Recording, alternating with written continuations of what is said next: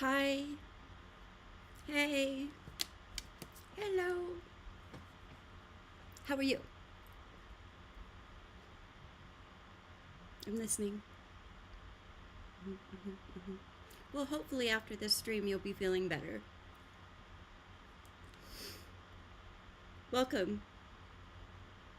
You clicked on a link and it brought you through a magical portal. I know you didn't expect that.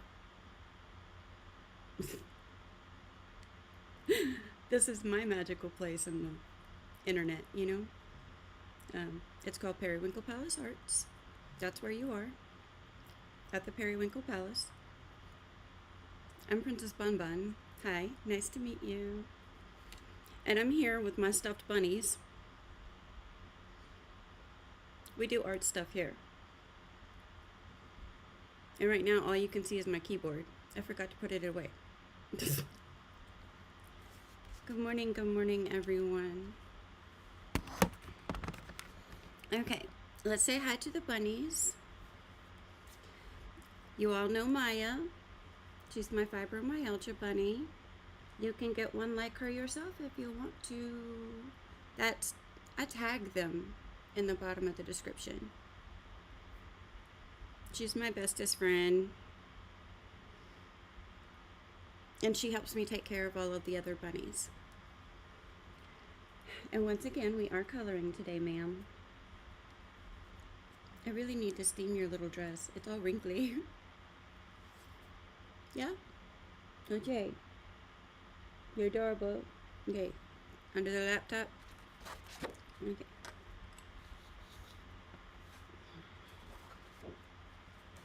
We also have my little K-pop star. This is the bisexual pride representation bunny. She reminds me a little bit of Harley Quinn, but really she loves K-pop. I don't know where her bow went. There's a bow that goes with this dress. I'm losing their bows, which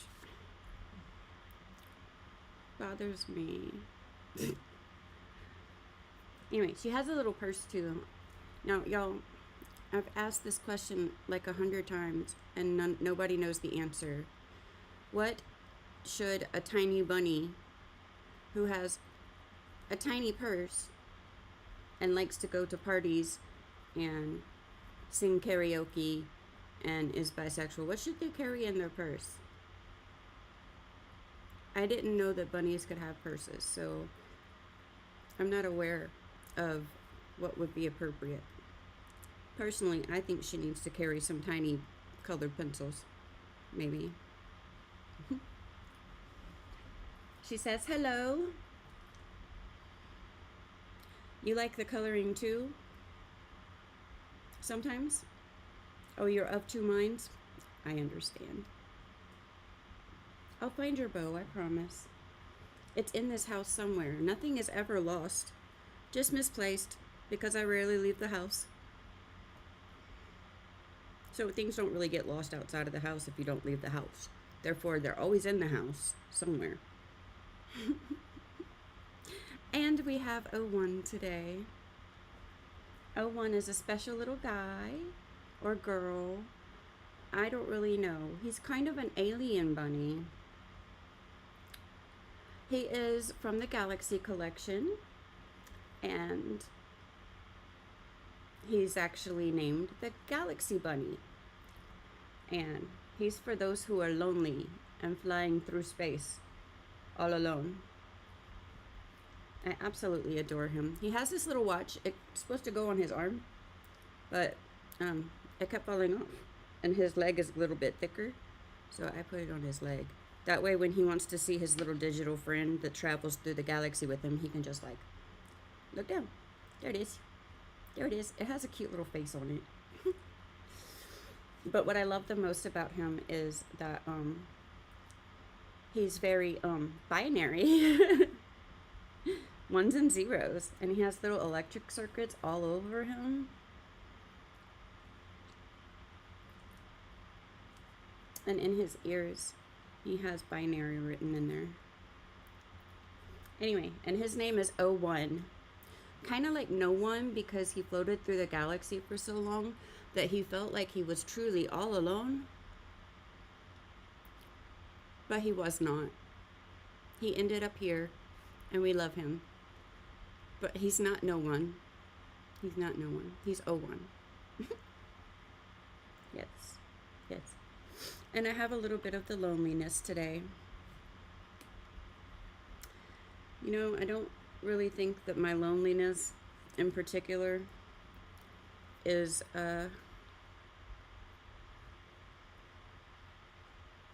necessarily because I am alone. Most of the time I think it's just a symptom of my depression. But whatever it is what it is, right? Okay. You guys, I did move my camera last night. I put my time-lapse camera back up. Yay, it's right here. You can't see it. But if the screen was any bigger, you'd be able to see it. I don't know what I'm gonna do about that. But I moved my camera up there. I moved it down a little bit. I know a lot of people do this, where they will tilt the camera a little bit to get a more pleasing look physically, I guess. I don't know. But I don't do that.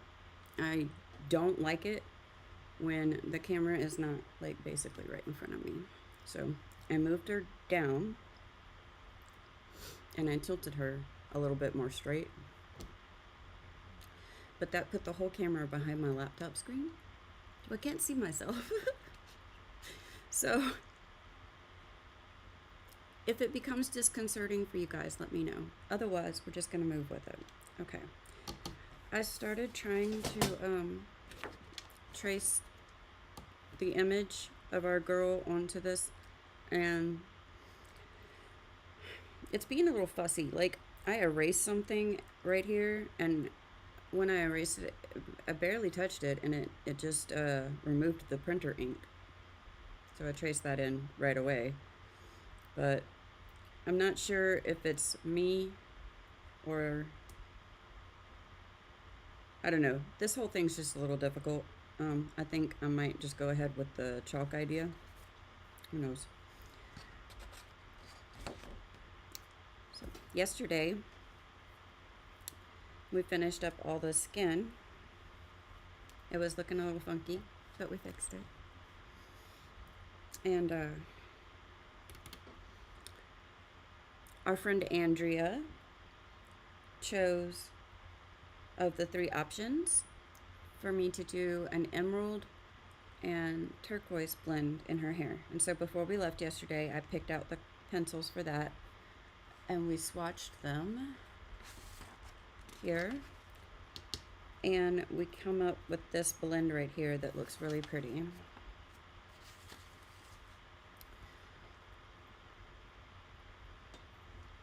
So we're going to get started with this, and hopefully it goes great. We'll see how it turns out. As usual, we're doing kind of an experiment.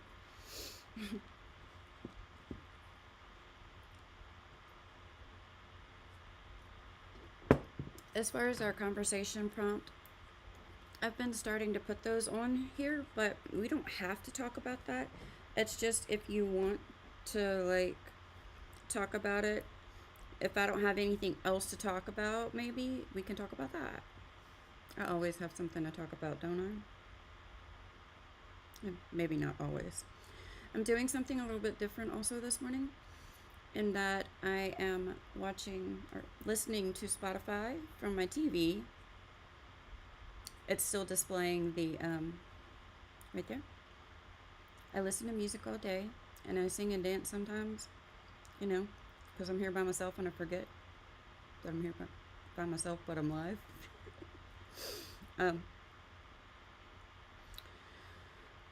But copyright, you know?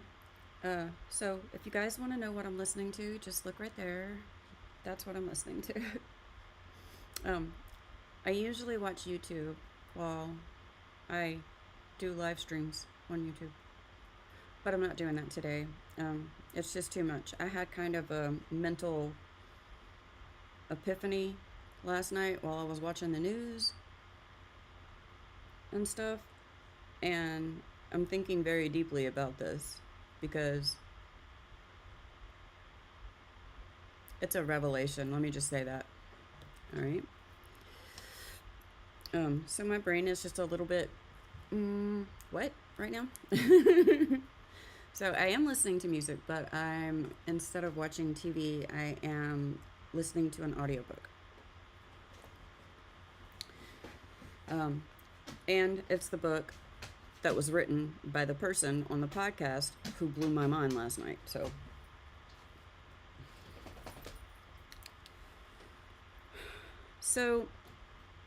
for the hair,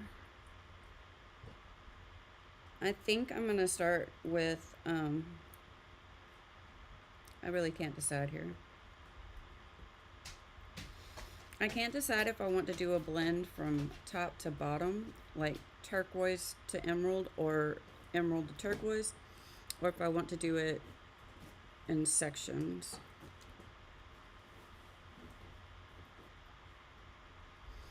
Honestly, I think I want to go from turquoise to emerald. Let's do that.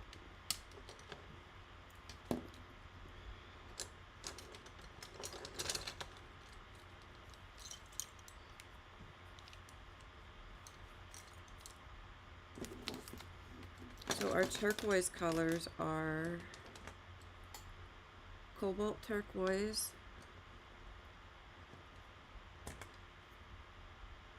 aquamarine,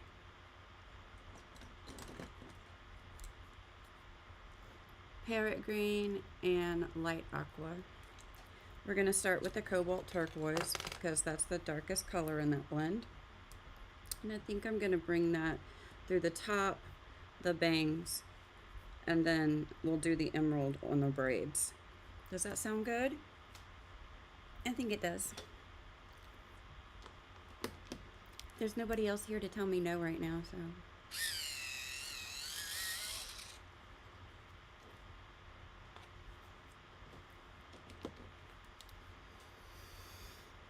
So I'm going to go through here and pick out sections to put cast shadows into the hair, okay?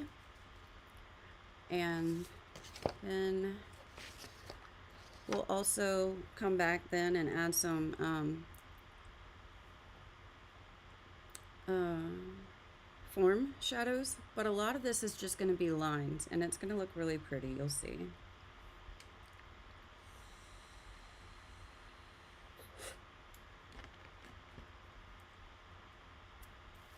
So to start with, we're going to use cobalt turquoise. It's the darkest color in the aqua blend. And I'm going to go up here and put the cast shadows all behind the flowers.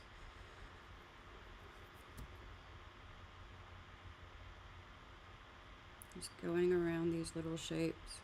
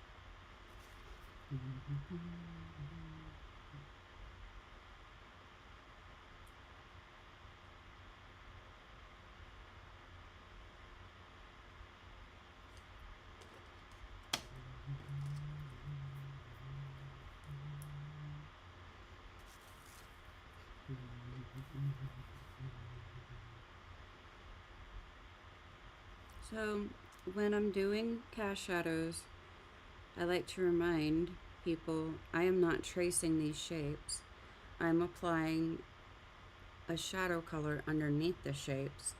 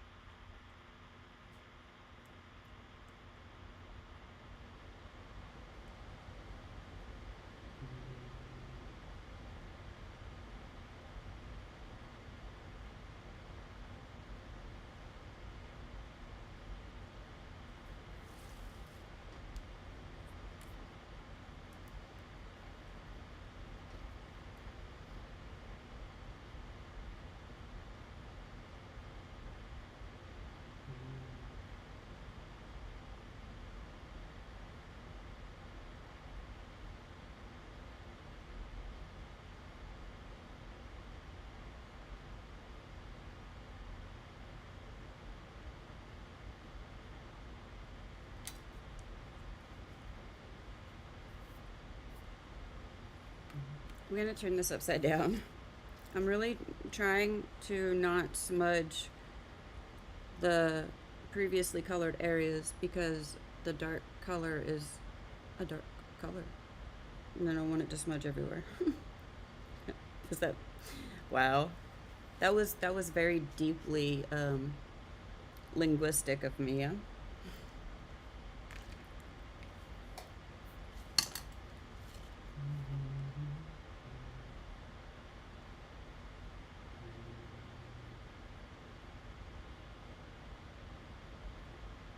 I really don't like my lighting situation today.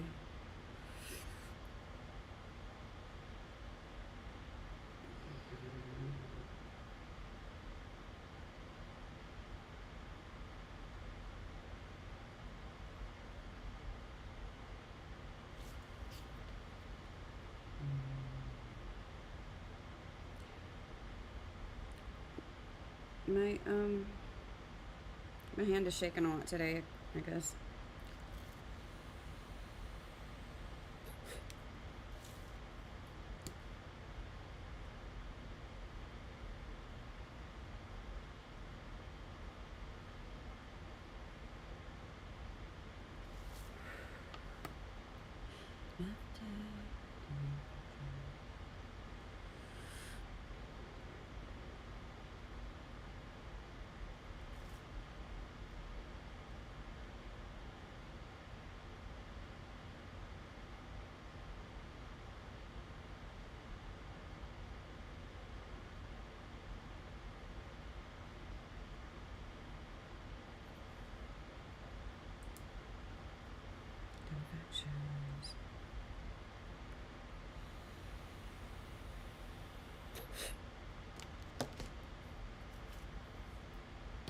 You know what I need to do first?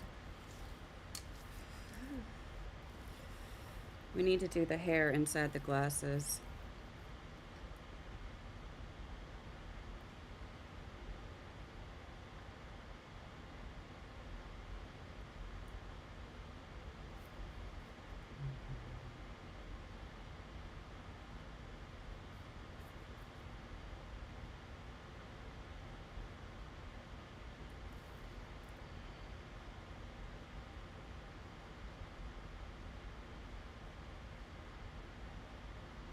I'm doing this really lightly so that it doesn't pop so much behind the glasses, but I do want to add the darkest color around the edge.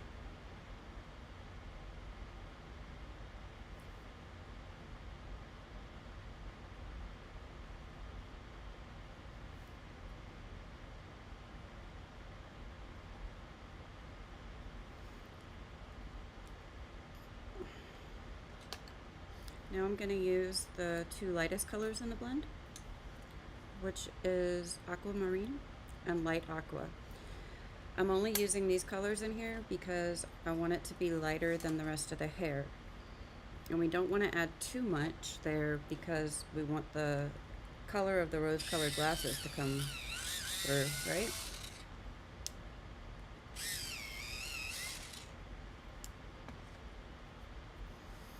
So I'm just going to make a few strokes in here with the aquamarine.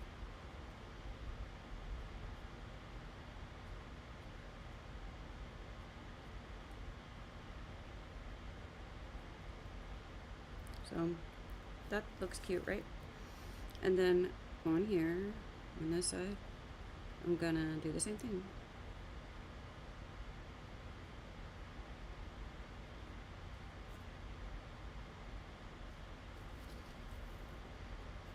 And then I'm gonna do the light aqua.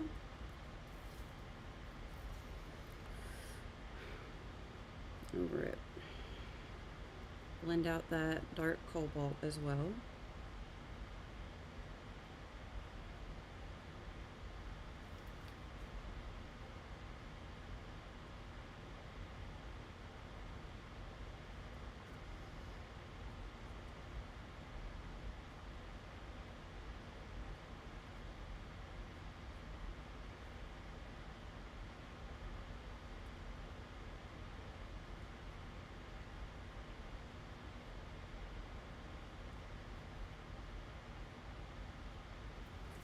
There we go.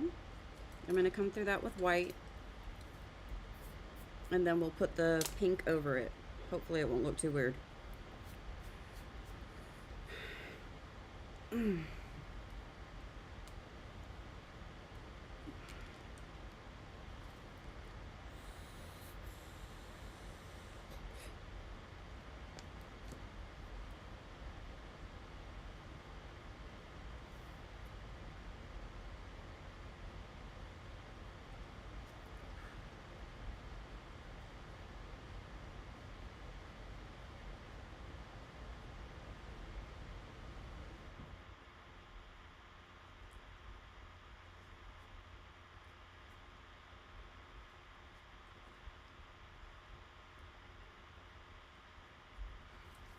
Okay, and now our white,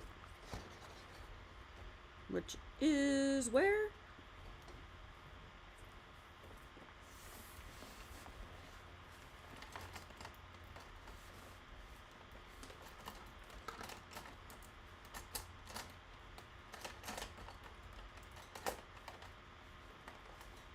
I'm sorry guys, hang on.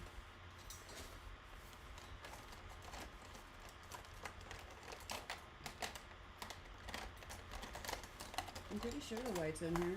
What is going on? No?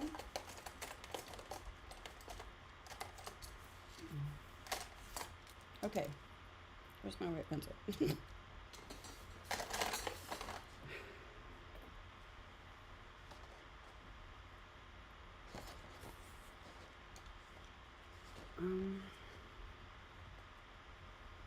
Maybe it's in here.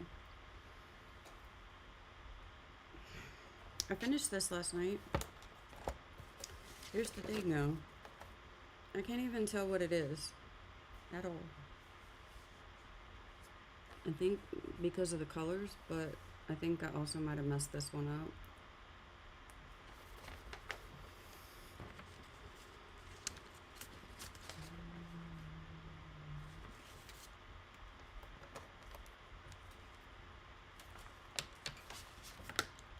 There it is.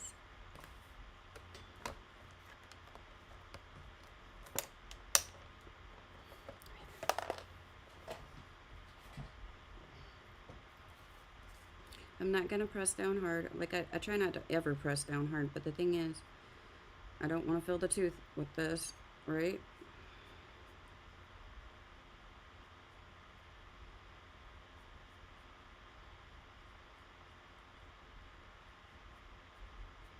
And instead of going just between the strokes here, like we do with the rest of the hair, I'm actually going over it.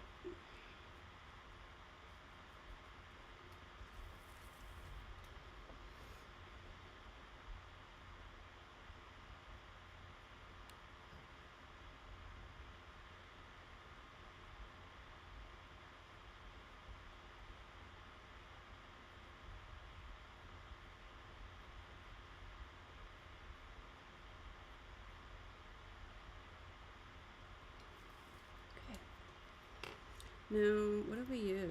Hot pink? I forgot. You know.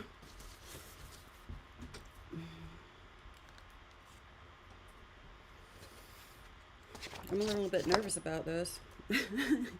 I don't know if this is going to look good. But here we go. Right?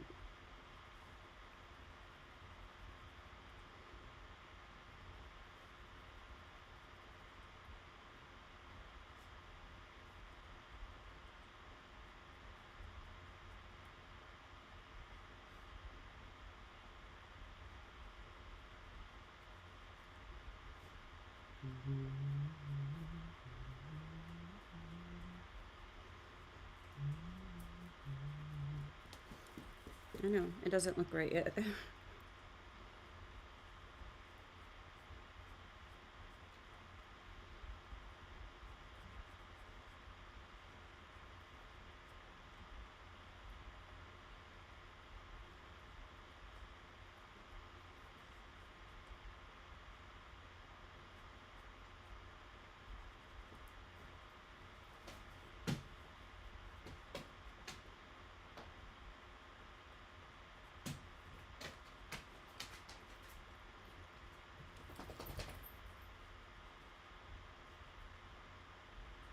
Okay, now I'm gonna go back through this with white. Hopefully it looks right. I don't know, guys.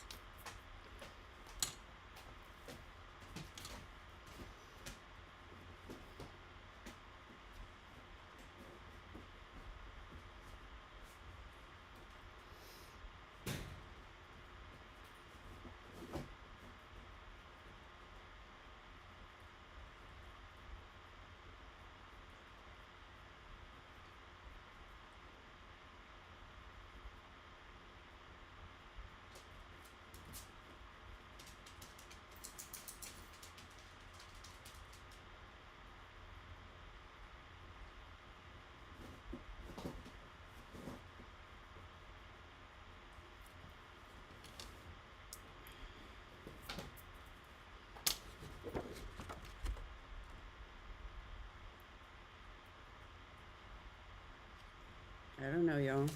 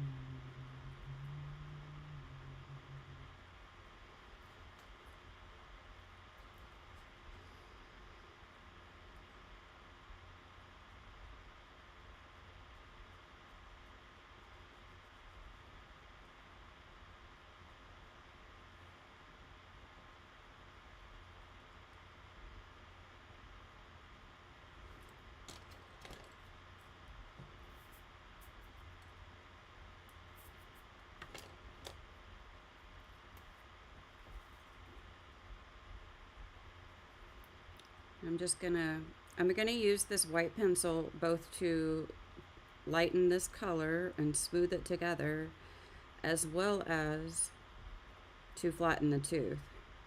So I'm not gonna come back over this with the blender, at least not right now.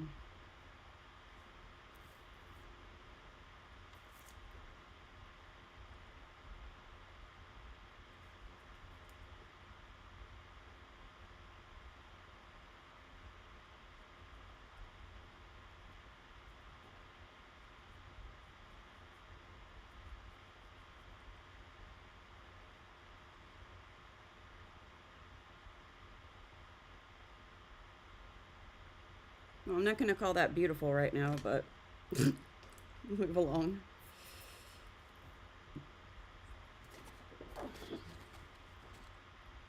Maybe it'll look right after I have the rest of the hair colored. I don't know. It just looks weird at the moment. So back to our cobalt turquoise. Turn this upside down.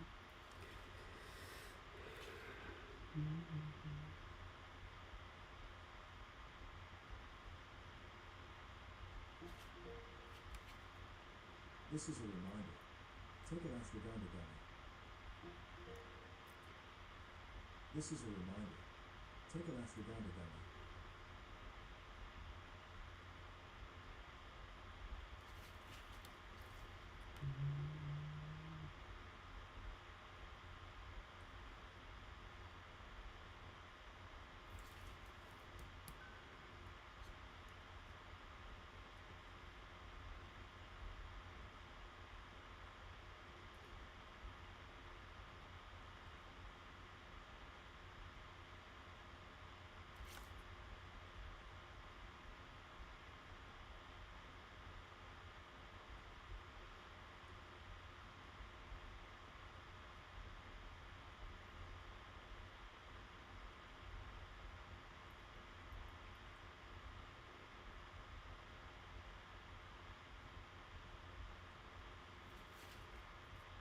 I don't know why I feel like I'm listening to a CD because the music keeps cutting out from my earbud.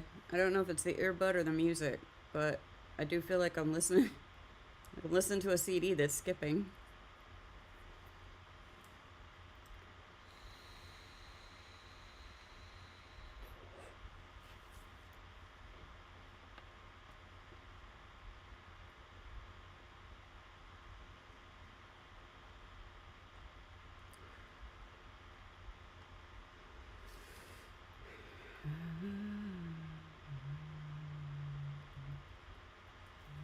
Okay, so with this now, I'm going to go and bring some lines in along the hair. So I'm going to start right here in the center part. And then let me sharpen this because a sharp pencil works really good for hair. I would like to show you guys something real quick. This is how I used to color hair.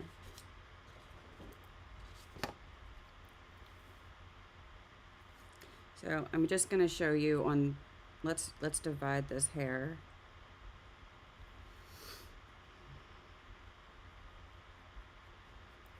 This is not how I would divide hair either, but I'm dividing the hair so that I can show you how I color now on this side and how I used to color hair on this side.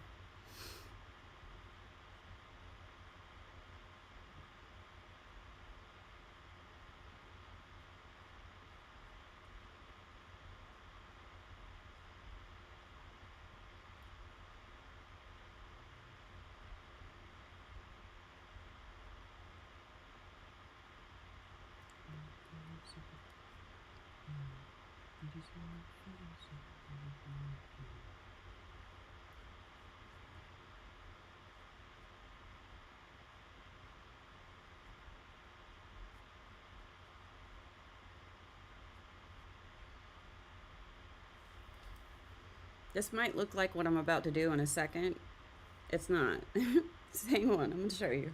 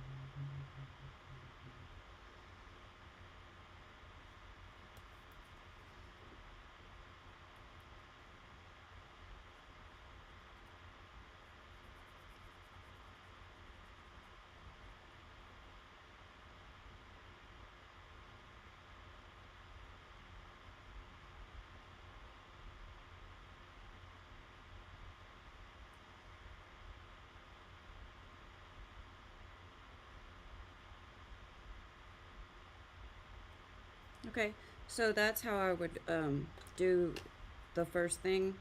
And then I would used to only do 2 colors. This is going to look a lot different than what I do now.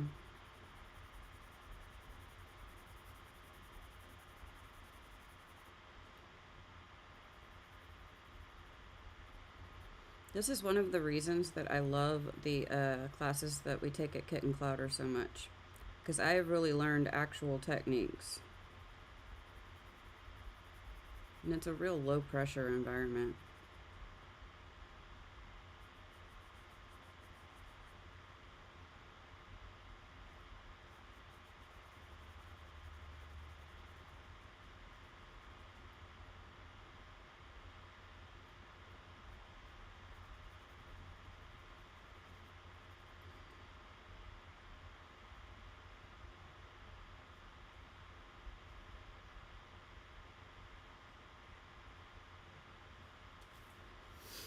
So today I'm listening to a new playlist that I've started.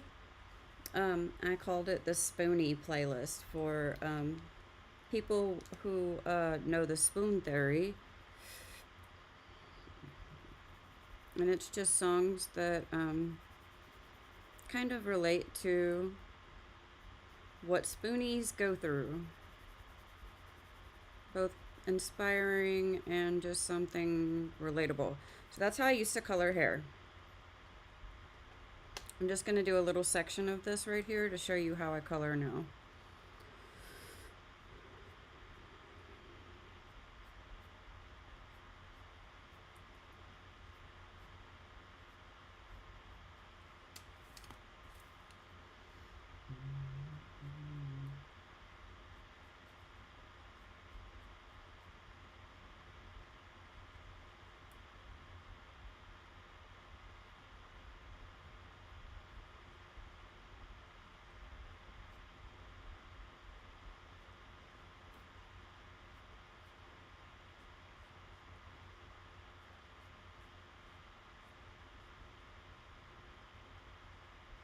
Okay, that's not a great representation of what we're doing, but I'm going pretty fast here because this is just me. I want to show you just the differentiation, okay?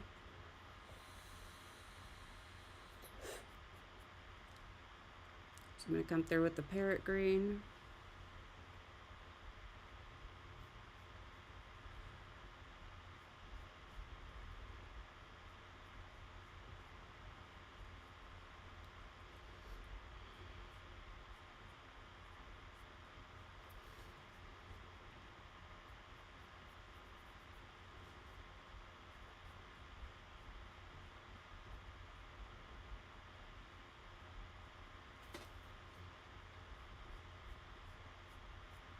Again, I'm not being really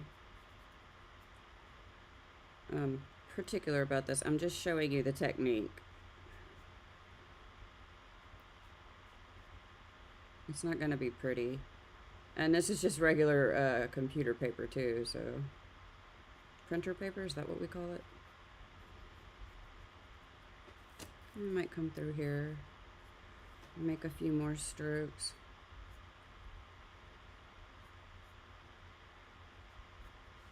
So there's that. And then what do we got here? Aquamarine.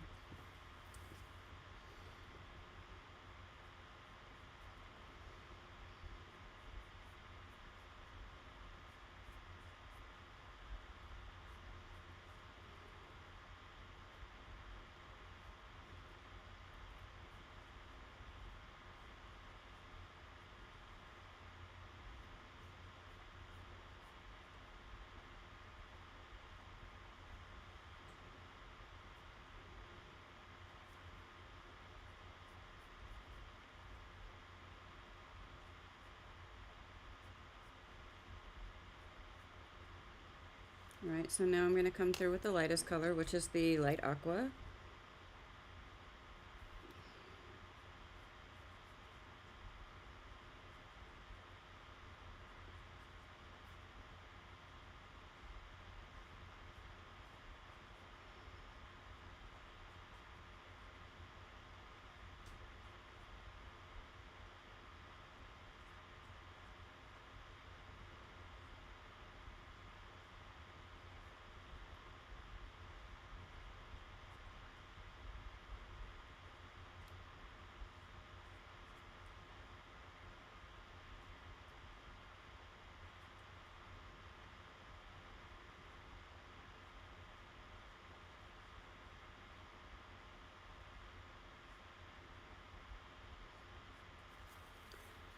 So then I would come through with white and probably do another layer of color. So, but there's a large difference between this side and this side, right?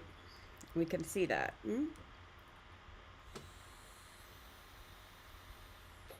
This is very flat over here, and this has lots of light and texture in it. So, yeah, that's what we're doing today.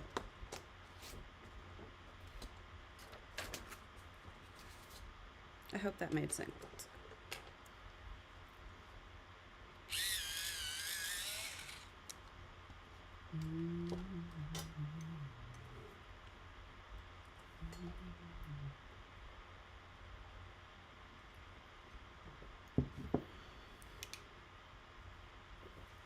I'm gonna go slower here.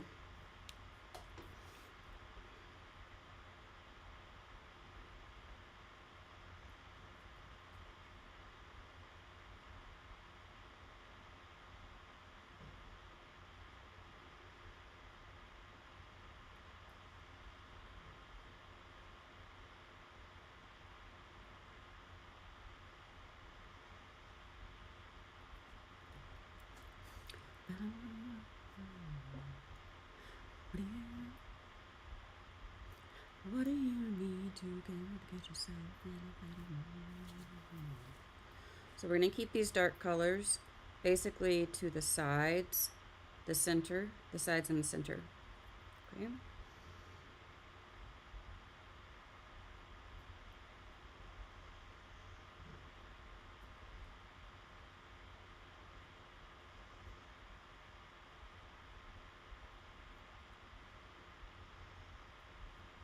So there's a cast shadow here. I'm going to bring this all the way around that cast shadow.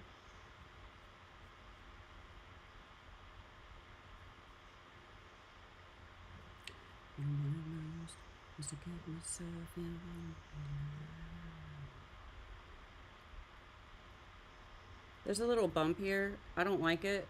I've included it in the other image, but I'm just going to go over it here. And that's a good way you can just kind of like edit your original image to be more what you want it to be. Now I'm going to come through here with a longer line. When you get to this part, it's more about making up what your eye sees.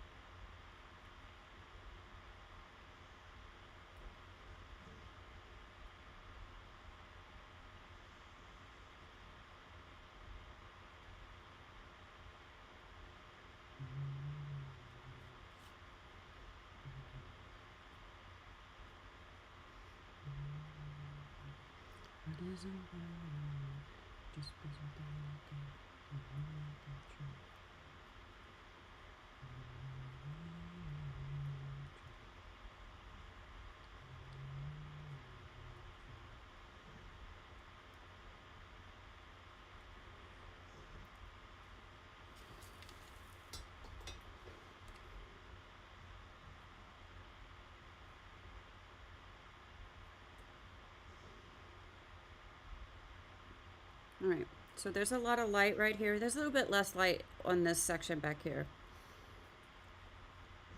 because I'm imagining the light coming down kind of like this. We have ambient lighting in front, and then I like to bring my light down from the left as well.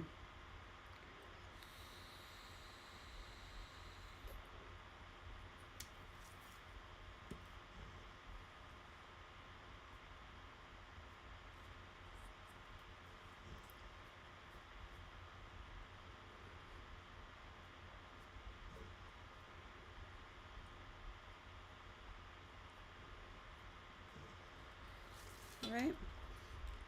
So now I'm going to bring this same color down into the bangs only. I'm hoping this will work out. I don't know if it will.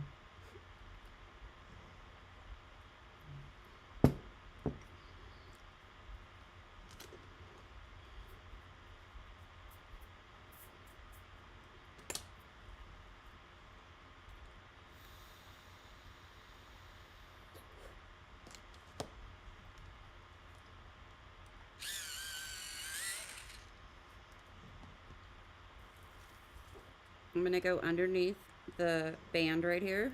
There's a cast shadow right there. Okay. It's kind of thick because it's underneath that headband. So I'm going to bring it down a little bit further.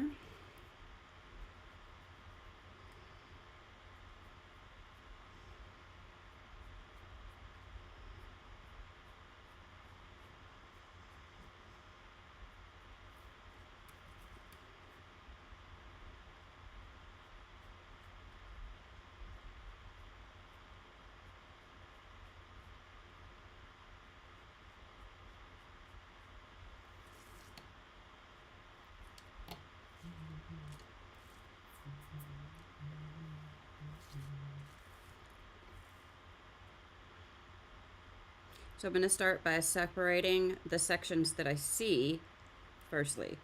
Then we'll come back to add in a few more strokes, okay?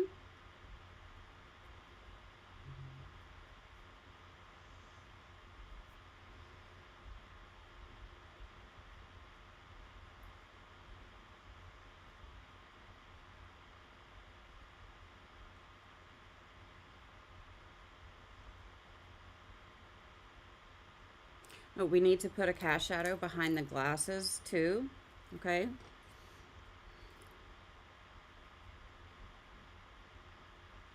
In this circumstance, okay, with hair, it can get a little confusing because you have cast shadows and then you also have form shadows, and those always can be confusing, but with hair, it's a little bit different. You want to kind of see the sections as separate. I do my cast shadows first, like I did here, and then I come back and add in the other strokes for texture, and that is your form shadows. I hope that makes sense.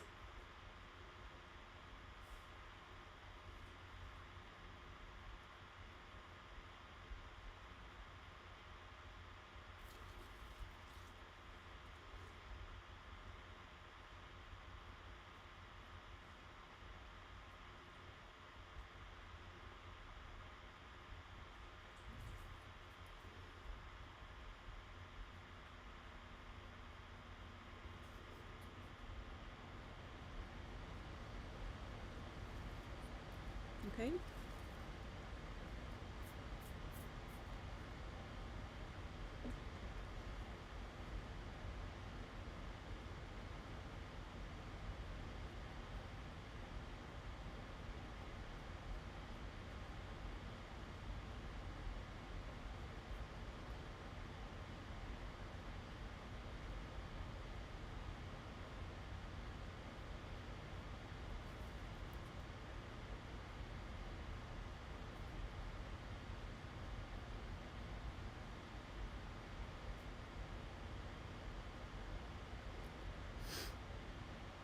Well, I didn't mean to put that there actually, because that cast shadow falls on the back on the braid.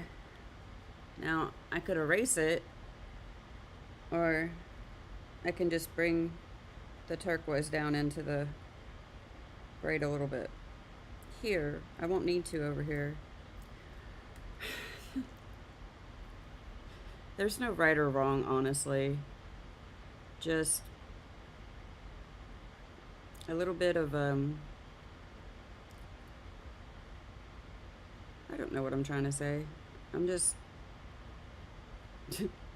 not seeing very well right now.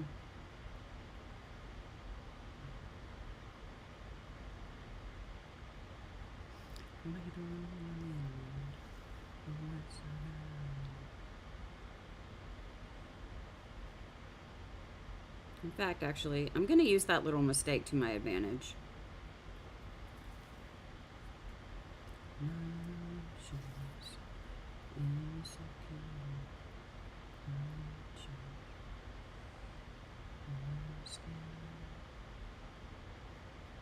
So what do I mean by that? What I mean is that over here, there's a little area that I feel like should have part of the braid behind it, but doesn't. I'm gonna draw that in.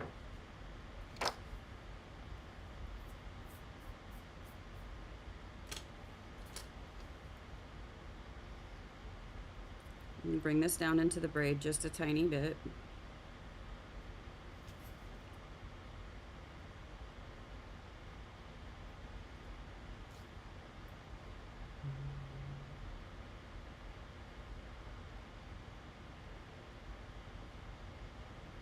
I'll use this area right here to blend our colors together.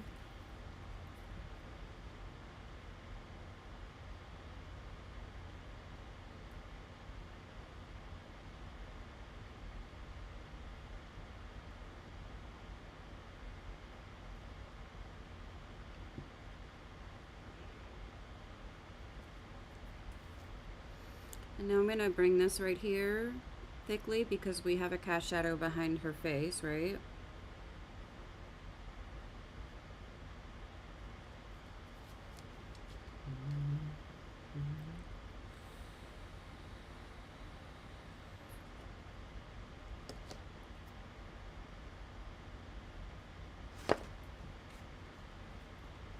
I'm going to use this 20% warm gray to just trace in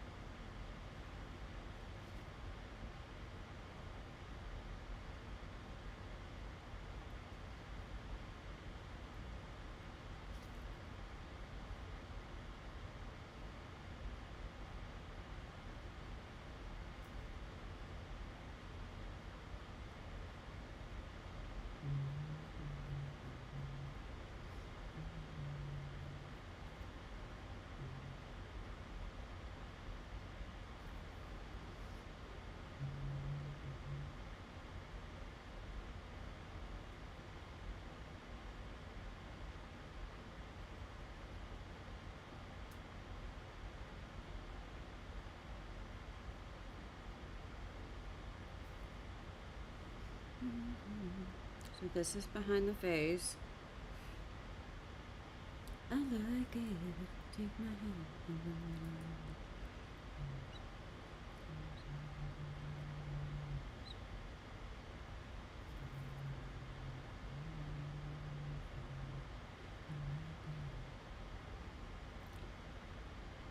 I'm not going to bring this all the way down because I want the emerald green to start right about there.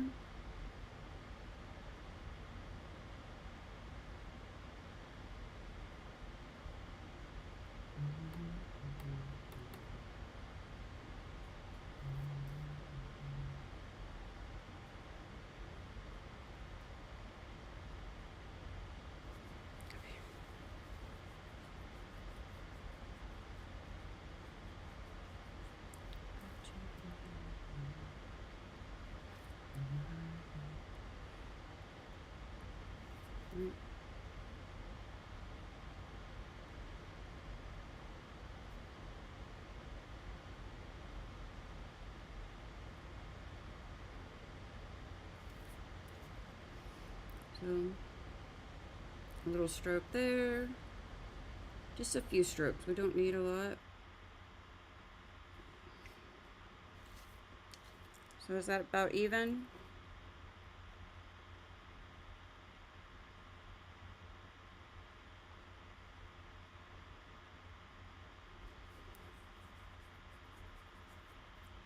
So now I'm going to come back through this and just add some additional texture. Doesn't need a lot.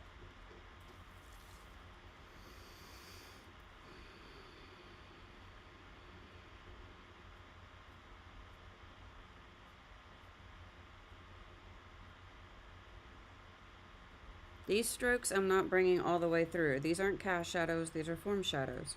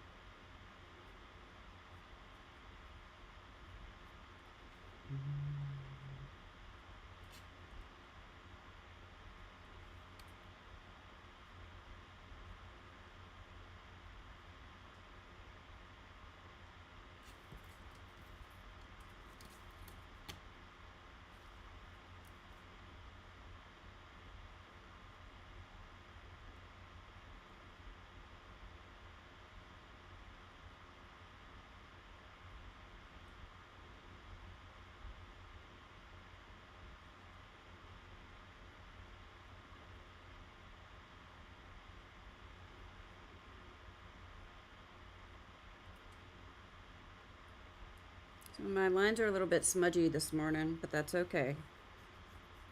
It'll be corrected, I'm not worried.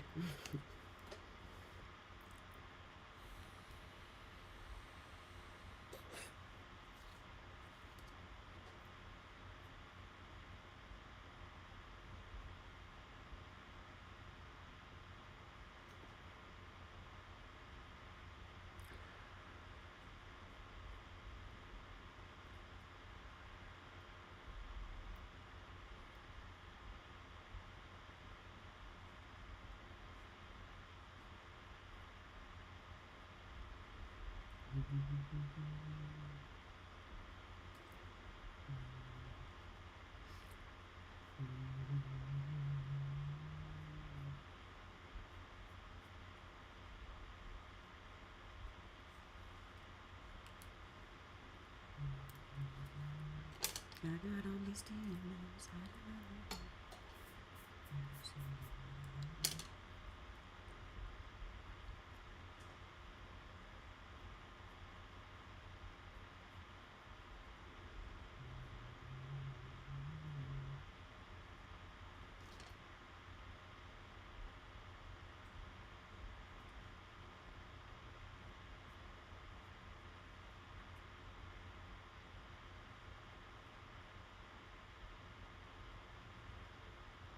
All right, so there we go. That's our base. Now I'm going to grab dark green and I'm going to bring the cast shadows and everything down her hair and try to connect them a little bit.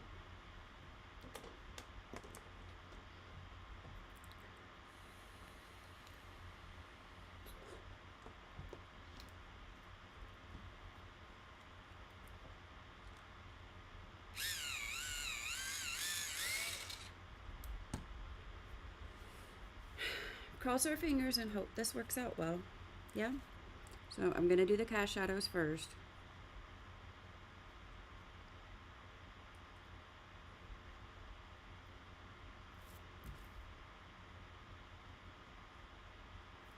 There's a cast shadow behind her from the shirt.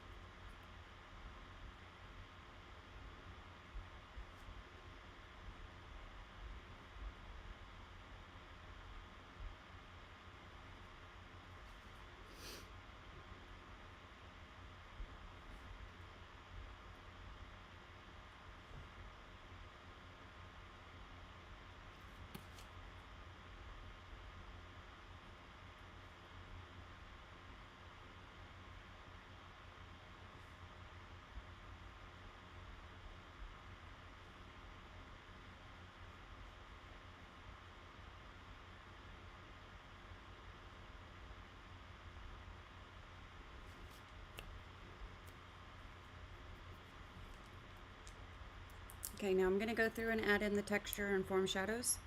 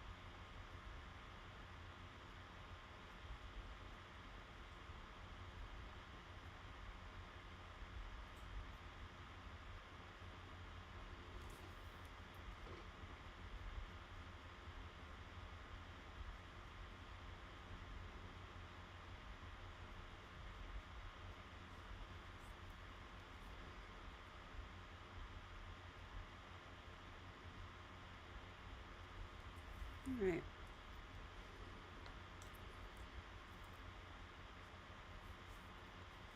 So that's our base color, our cast shadows, and our form shadows. Now we're just going to come in and fill everything in. What do you think so far? Personally, so far, I think it looks weird.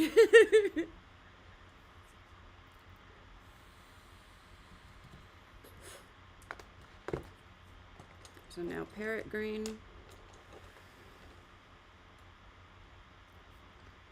For the top, the aqua part.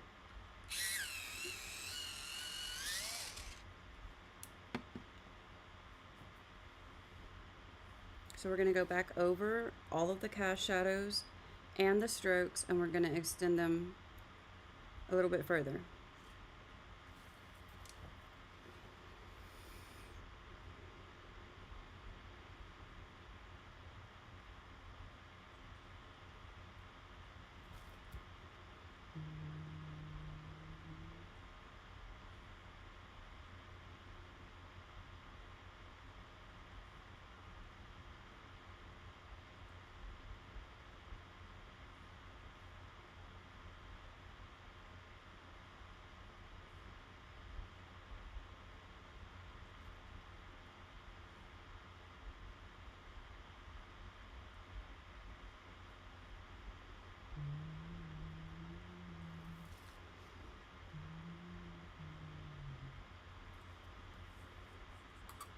Oh.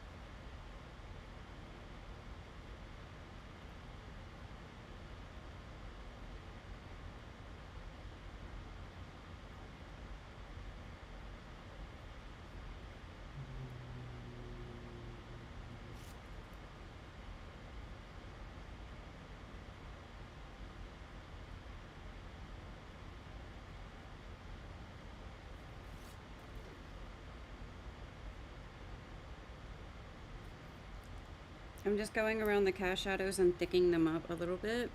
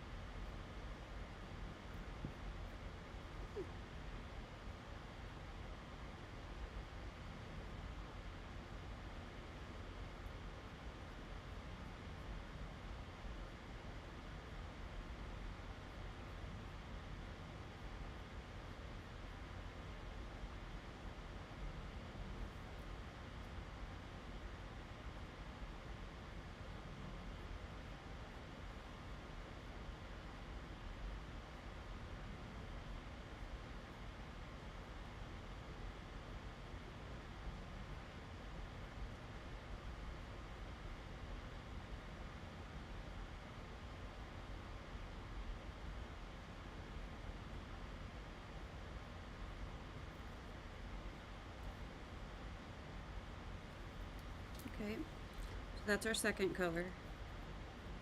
I'm going to go ahead and finish up the top part here, mostly because I want to see how the turquoise looks and if I need to adjust the colors.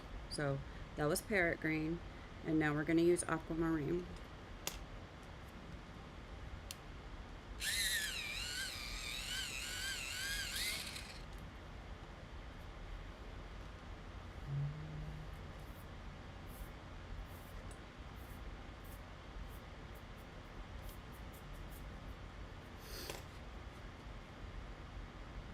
So again, we're going to go around the cast shadows and then come back and extend our strokes a little.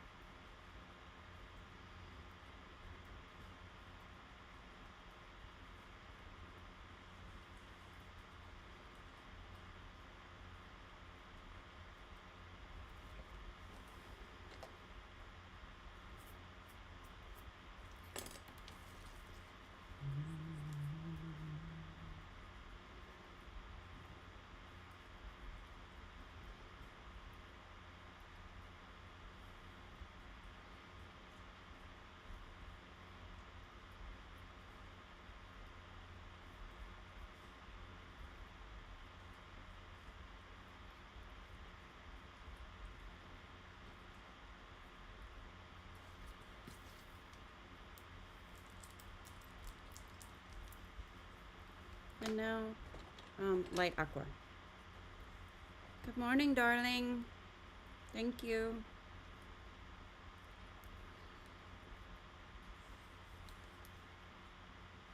I said good morning like I haven't seen you this morning or something.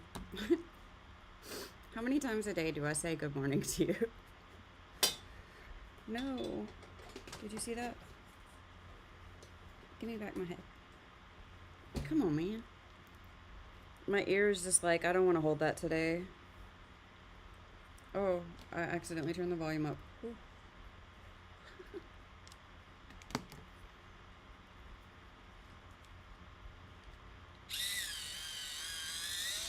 There comes a point with pencils when you can use it in a pencil extender, and then after that, there comes a point where you have to take it back out of the extender. And I'm one of those people, I'm just determined to use it until I can't use it anymore.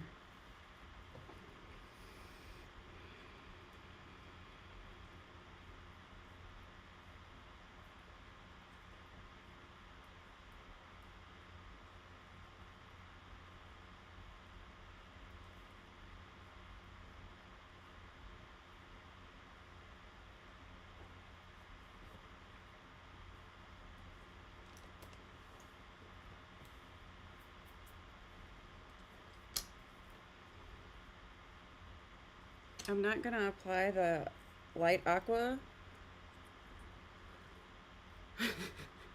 Well,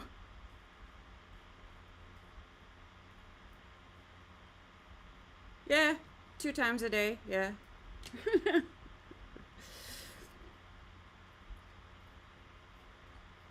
I'm not gonna apply the light aqua to the cast shadows because it's not necessary, and up here at least the cast shadows are getting kind of big, and I don't want to have them overpower the white highlights.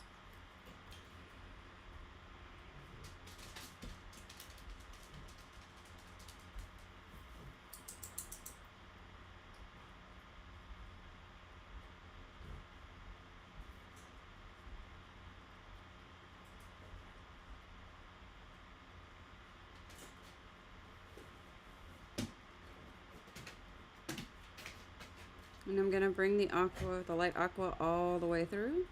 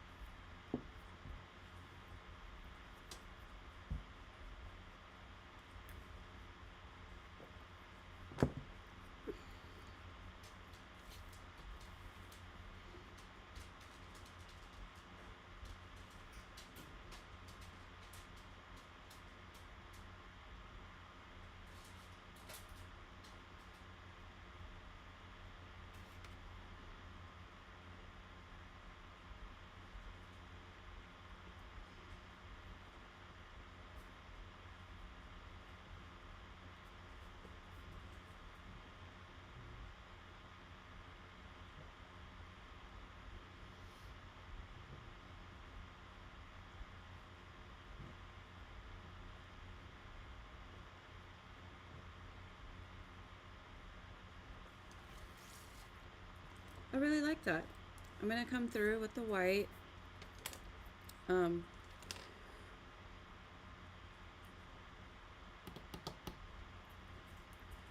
trying to decide between very thin and regular white. I think I'll use the regular white, the Premier first, to soften everything, and then maybe on the second or third layer, I can come back with the Verithin to get some more defined some more defined strokes because my hand's really shaky today.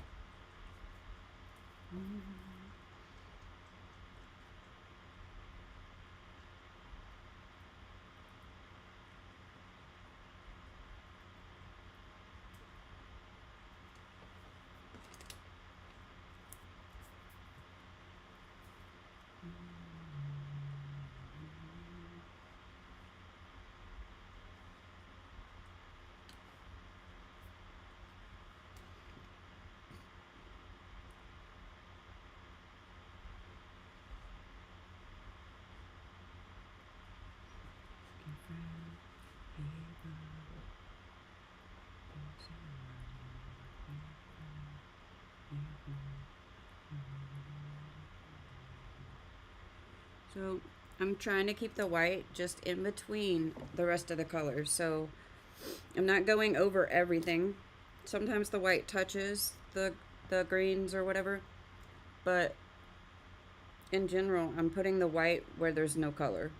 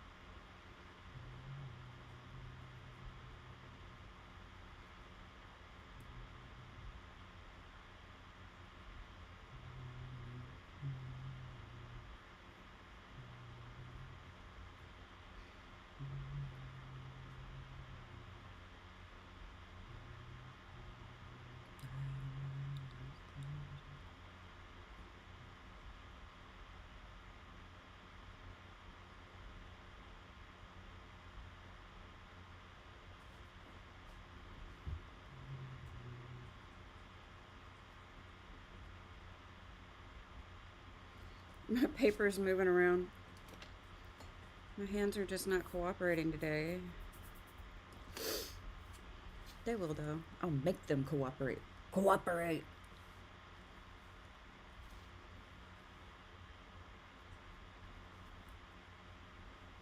Don't I think too much?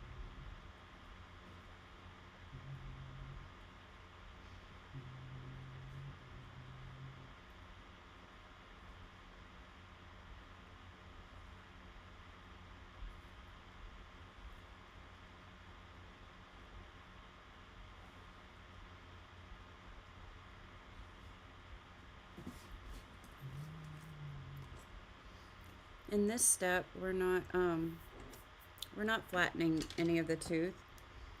In fact, I don't really go through with the blender usually on hair, just because I don't want to lose that texture.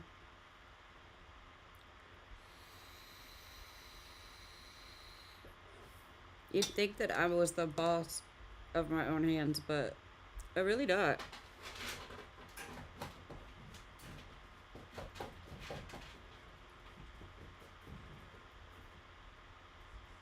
Reese. Reese. He's chewing himself.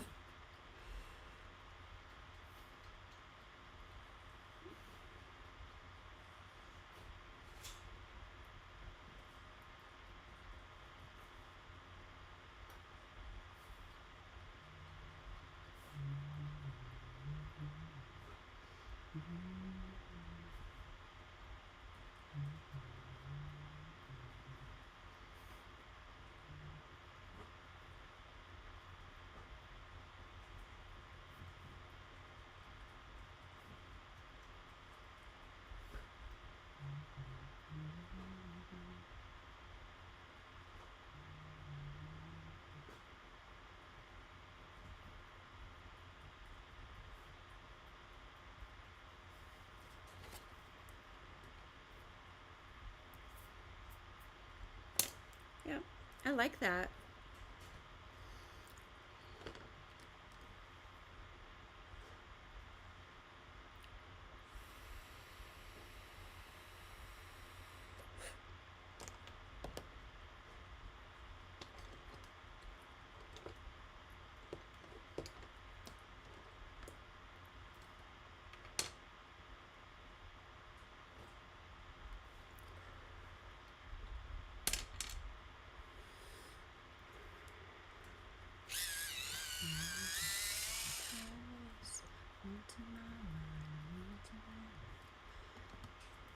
Okay, so now we're going to come down into the bangs. We're going to apply the same blend. I really don't know how this is going to turn out, but that's part of the fun, I guess.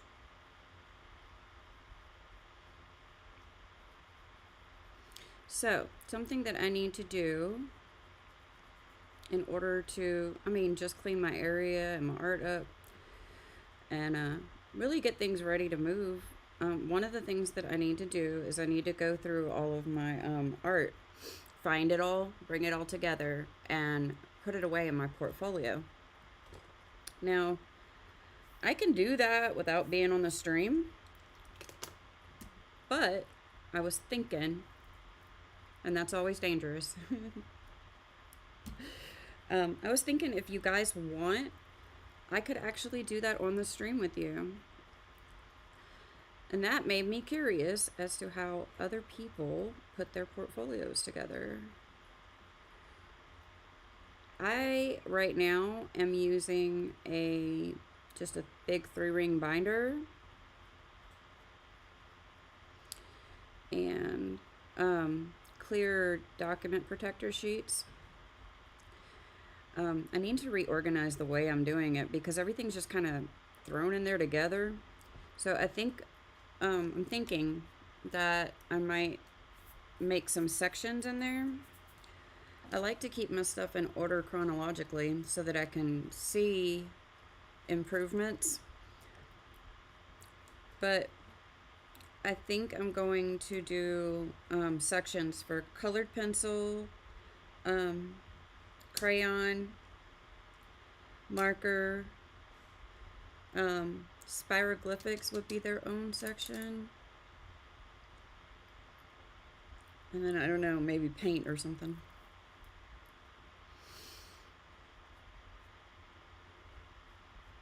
Or just water, wet media.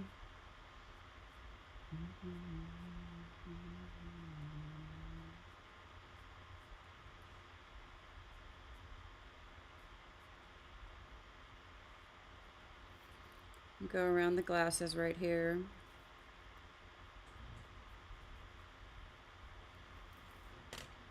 I have some pieces that are really big too, and I really don't know how to organize those.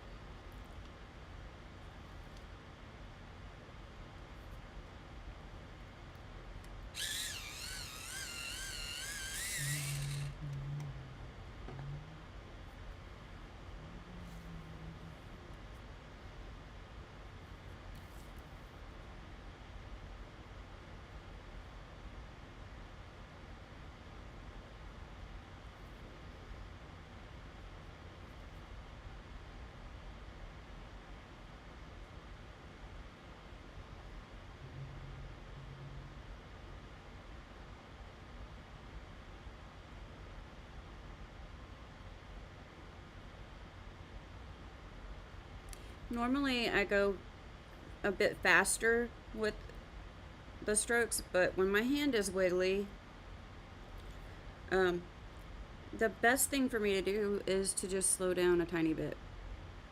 So that's why sometimes the speed of my art changes.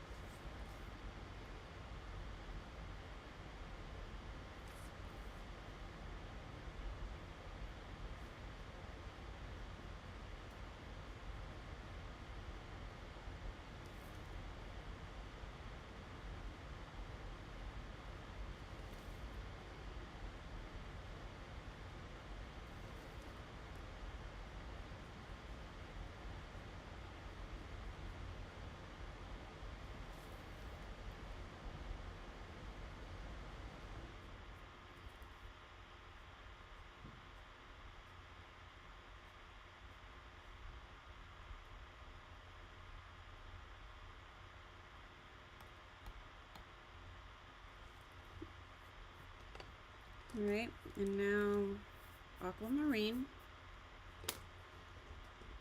I'm going to bring the Verithin in with the aquamarine, if I remember. Because I want to add a little bit more texture in some of these areas.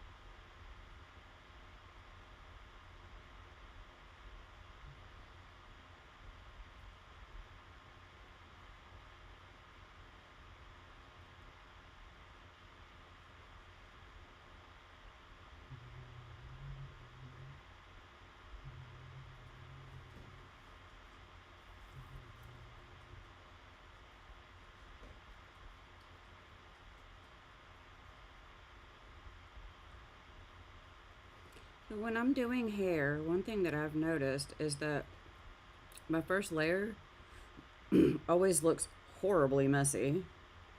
And that's again where we come with that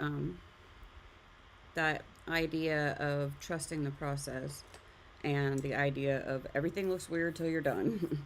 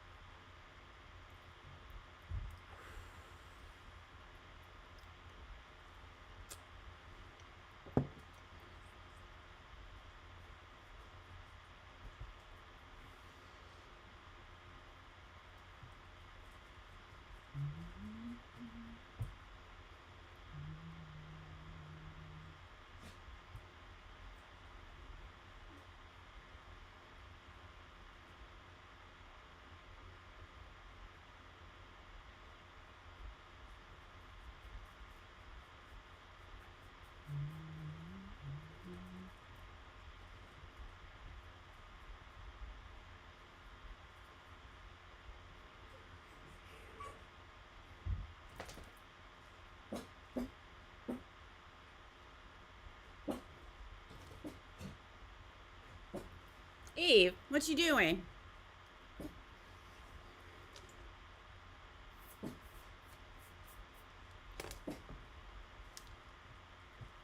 Evie, come here. Quit barking. You don't even sound like you're barking. You just sound like you're huffing like an old lady.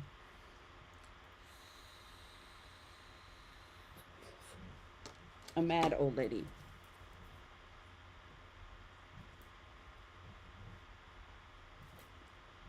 Go lay down, Evelyn.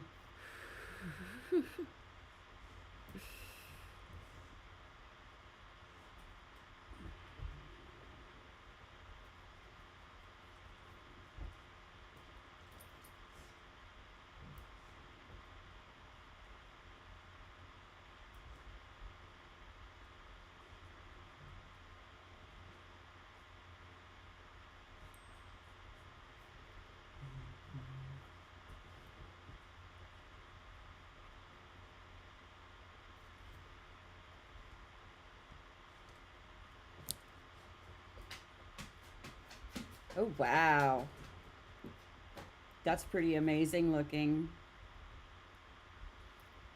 The husband just sent me pictures of the backyard being worked on. It looks amazing. It looks amazing.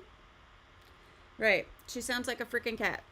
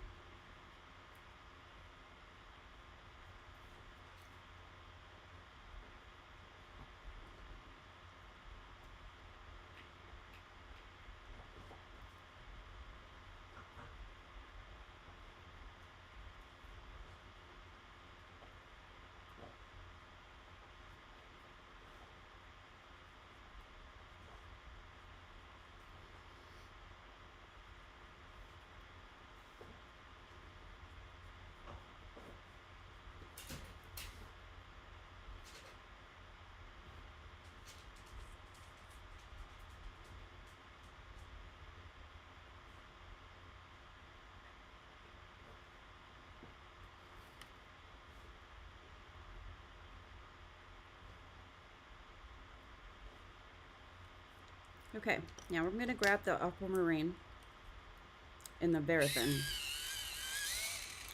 and just a few touches of this. So in this section right here, it's a very bright highlighted part. So we don't want to add a lot.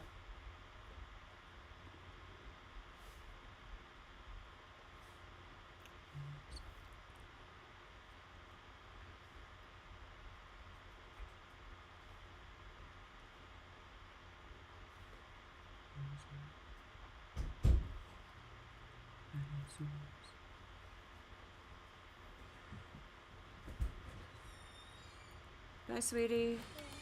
All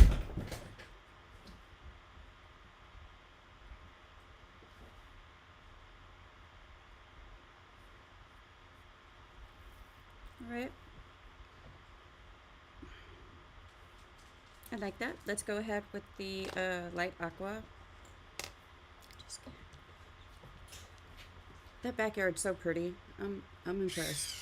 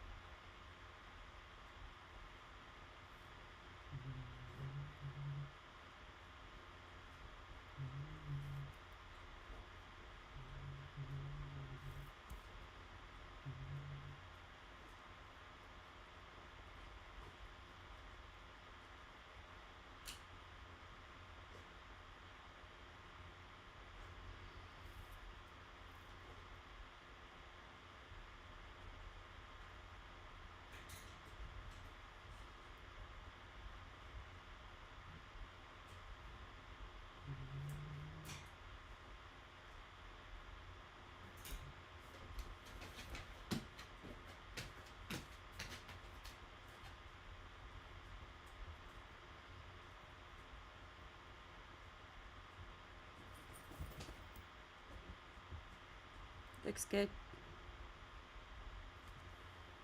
Right. Oh.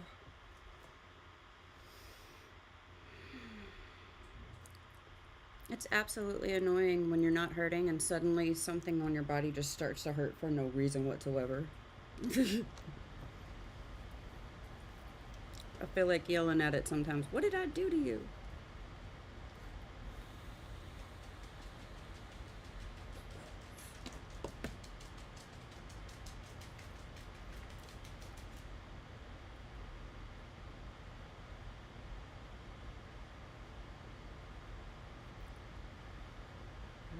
Everybody screaming. Smile, just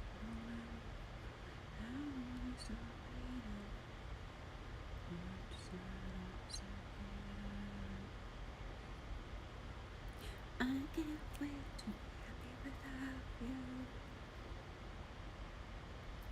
I know I'm gonna get there one day.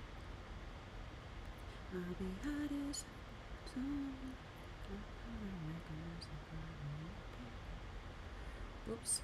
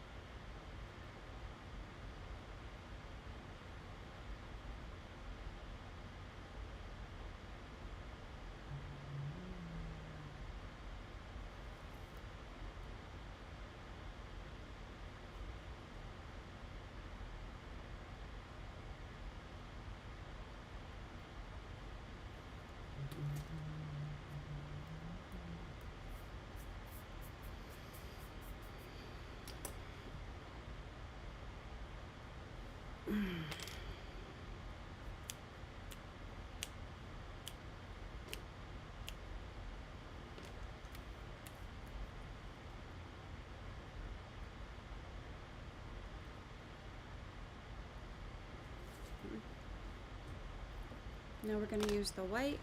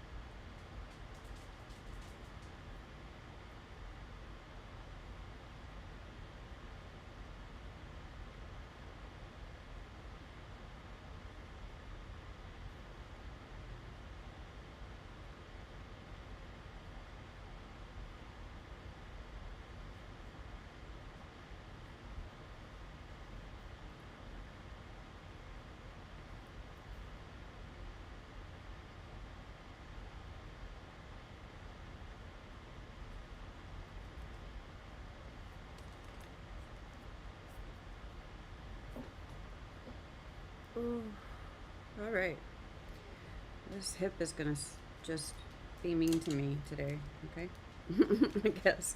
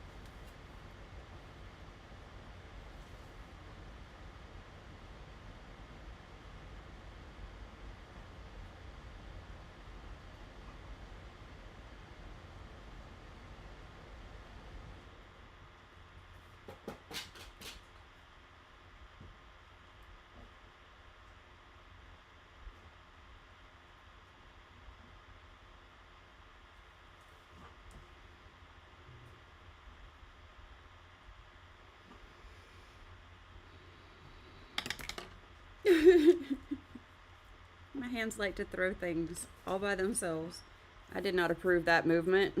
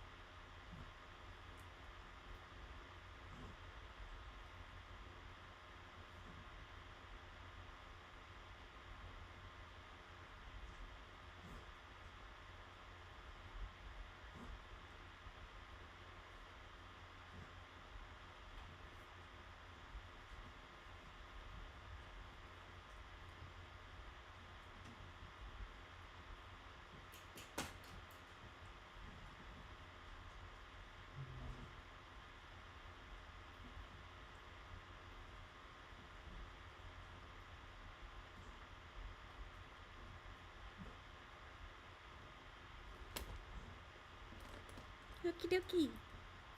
Now we're going to move down to the emerald portion. We will come back to this, but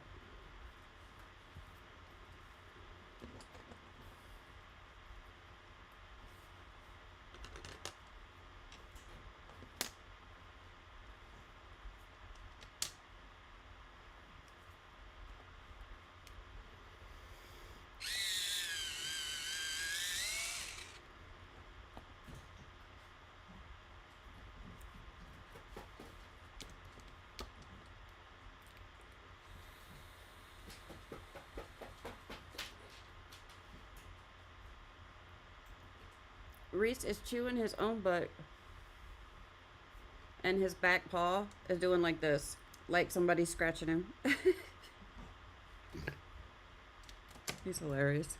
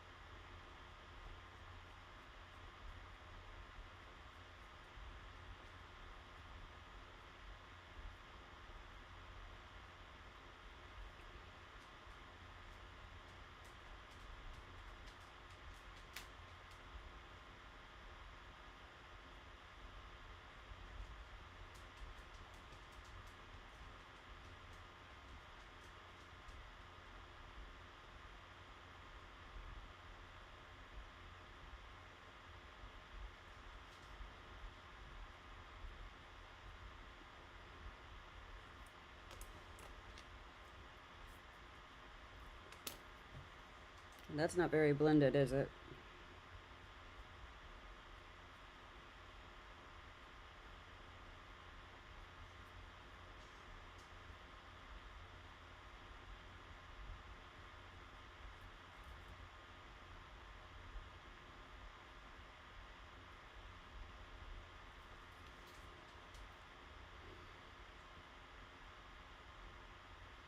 Reminding myself now, it always looks weird when you first start.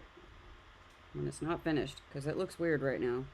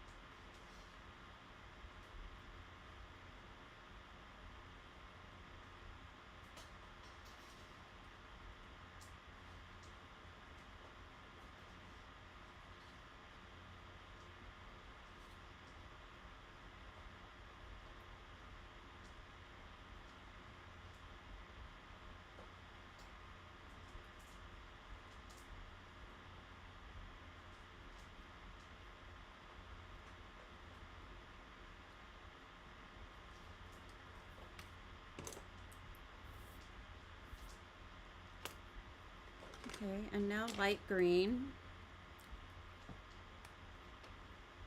Okay, babe. Toodles.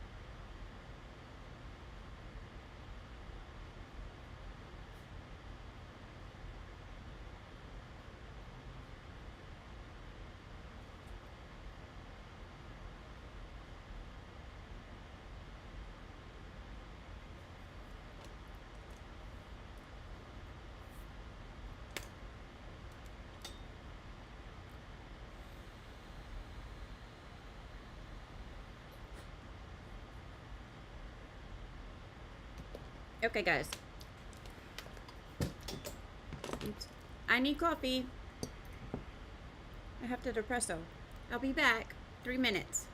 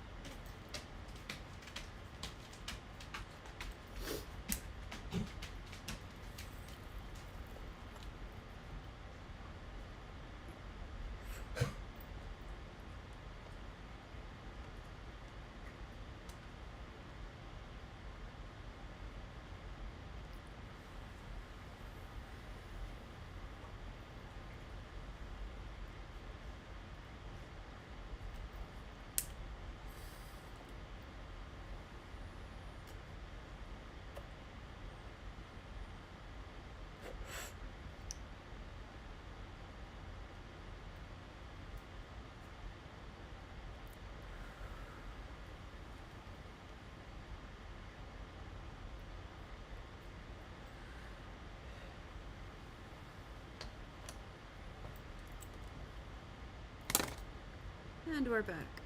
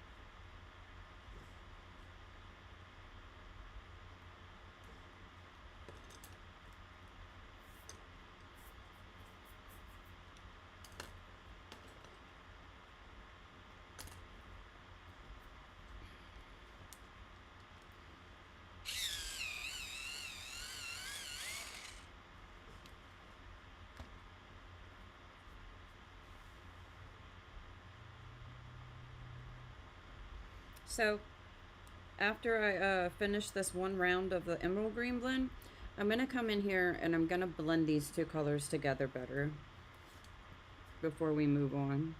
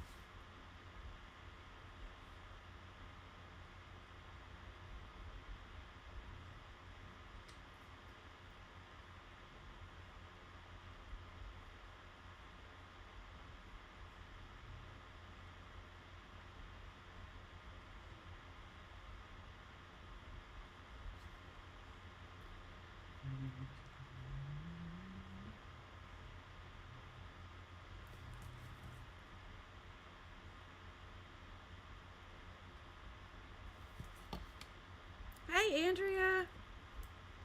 I'm okay.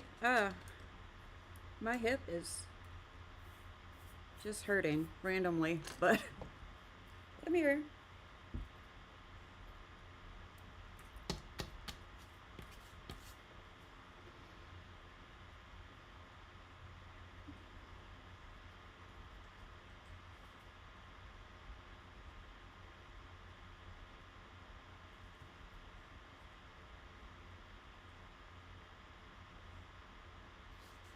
I know what I'm gonna get.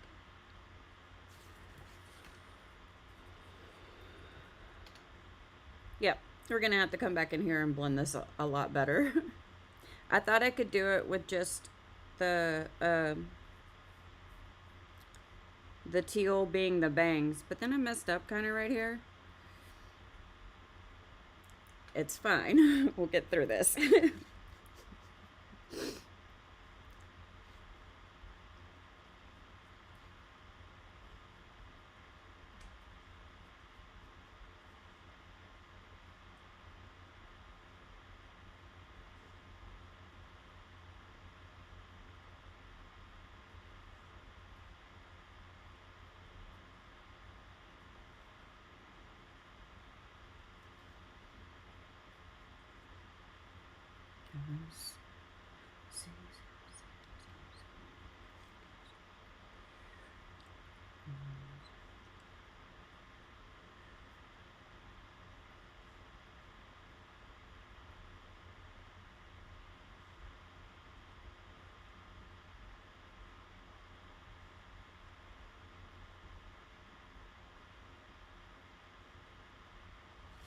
I did a little bit of cleanup yesterday in my landslide over here. I'm gonna name it. I'm gonna name it Stevie Nicks. There you go, landslide. Now you have a name. I didn't really get to moving anything though. My energy levels are lasting just barely a little bit longer than they were. But I sat here, I was trying to go low energy, and I was just picking stuff up off the floor, and then I just bottomed out, and I was like, I'm gonna fall asleep right here in this chair. So off to my room I went.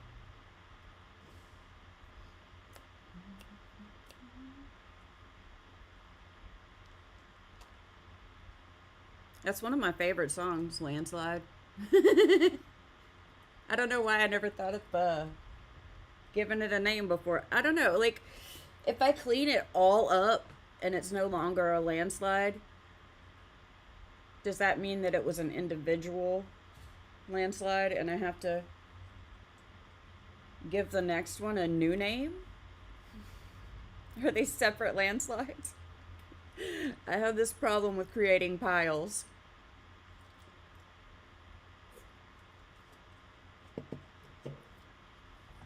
All right, let's grab the white. That's not white. I'm gonna be really honest. Not loving this yet, but that happens a lot. I can make it work.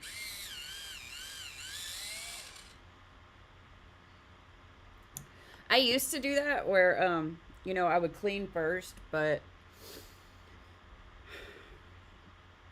instead I think I just learned to keep the landslide to a contained area. And when it starts falling on me, then I take the time to clean it up. At least enough for it to not be falling anymore. Sometimes, very rarely, I get the entire pile cleaned up. But usually it's just enough to be able to find stuff in there and not have it fall on me.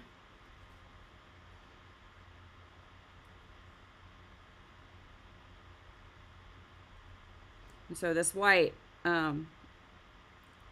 hair is a little different than coloring other things. This white, I'm only applying into the negative spaces, so where there's no green. And it does overlap the green a little bit. That's no big deal. But the goal here is to separate everything. So that first layer looks messy because everything's just not separated yet.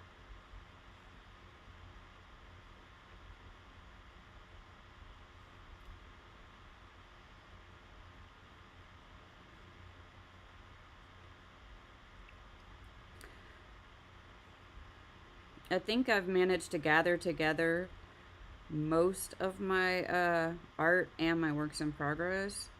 that I need to put in the portfolios, and somehow I need to put my works in progress somewhere near my desk. I'm thinking about getting like a hanging folder or something.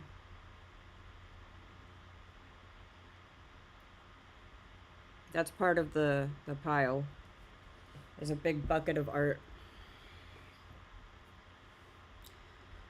Oh man, I don't know if I could live with an open plan place. Like, I lived in an apartment like that when I was like in my 20s, but no, I need little corners, cubby holes, all kinds of stuff like that.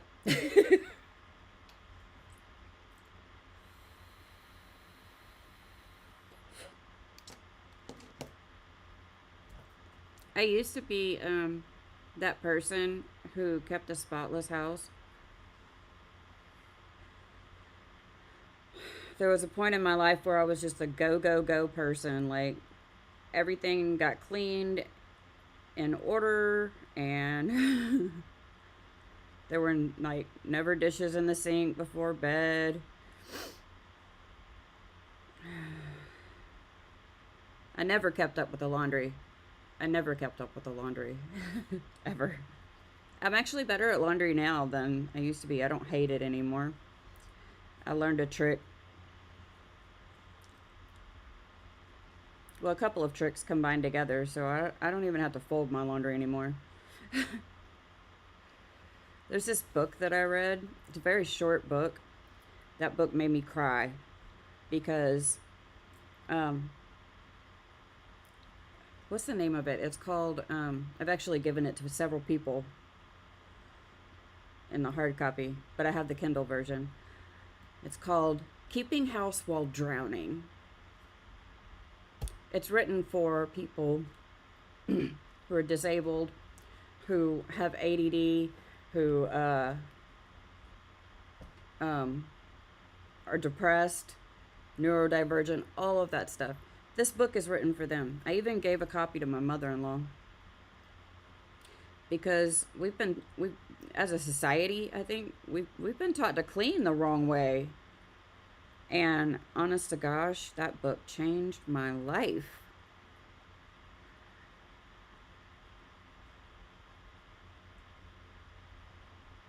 And I love that the book, it's not very dense.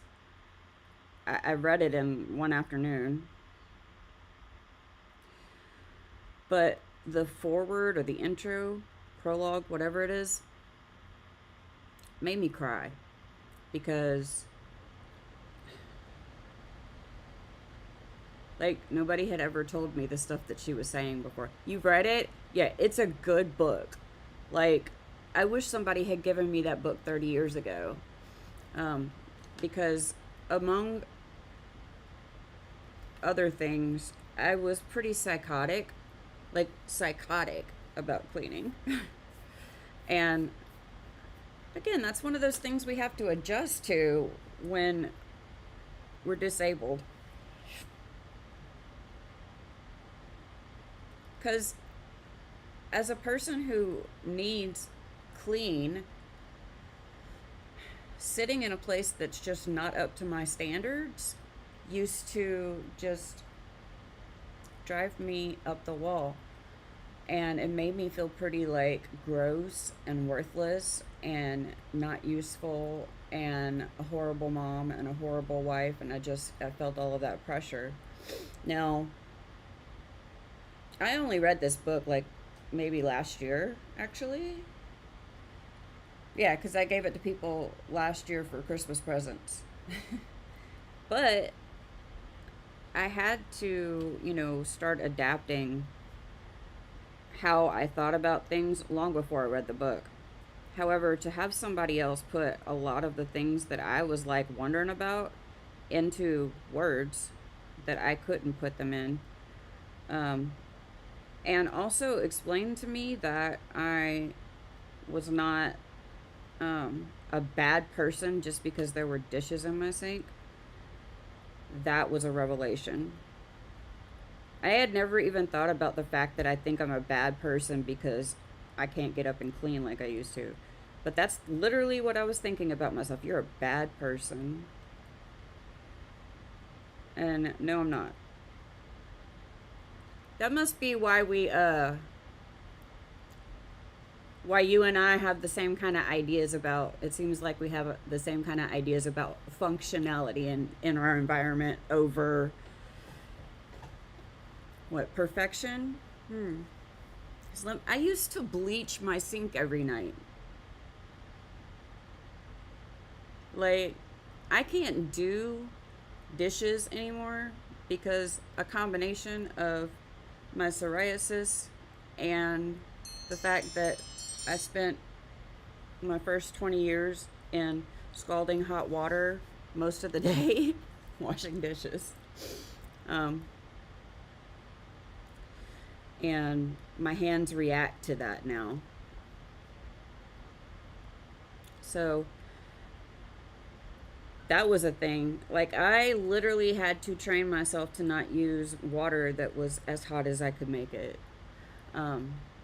Because I was burning myself like daily.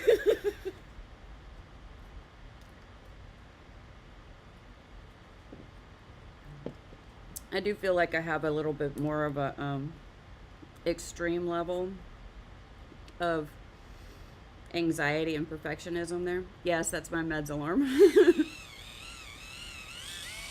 And in about 15-20 minutes, the Alexa over there is going to go off to remind me to take my medicine. Here we go. I got fussy with myself yesterday because I did not take my meds on time.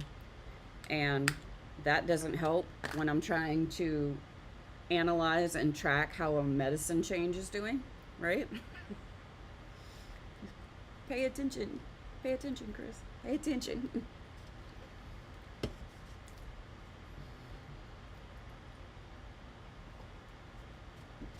Yesterday, I looked up to see if there were any more sugar-free flavors of Monster, and there's like 10 or 12, so I'm excited. I gotta show them to the husband. Oh man.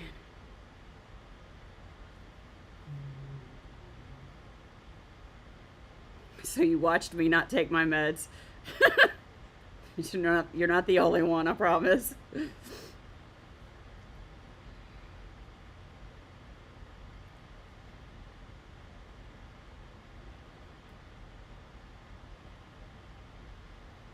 I think that's not fair because I can't tell if you don't take your meds. I'm just saying.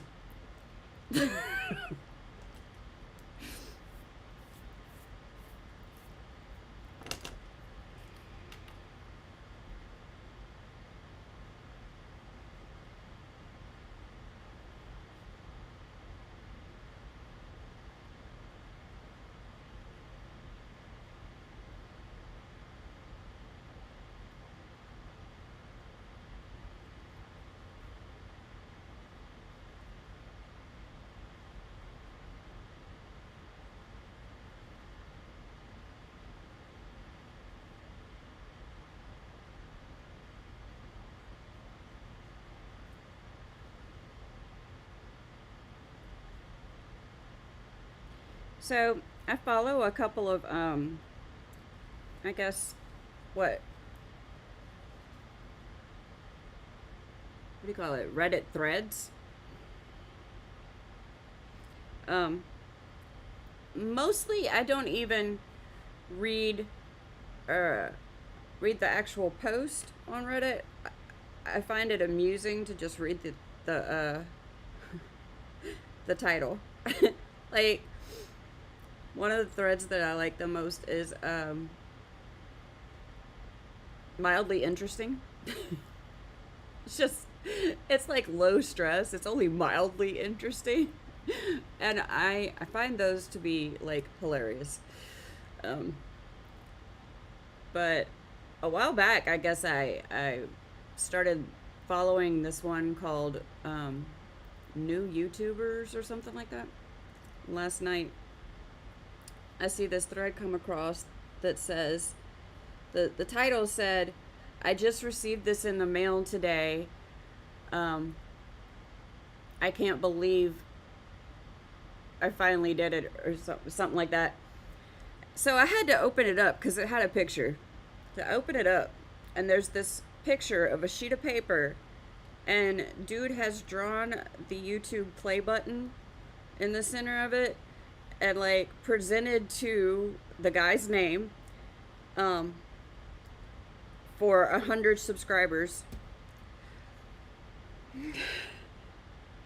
It was so funny. So I started reading some of the comments, and I saw something interesting.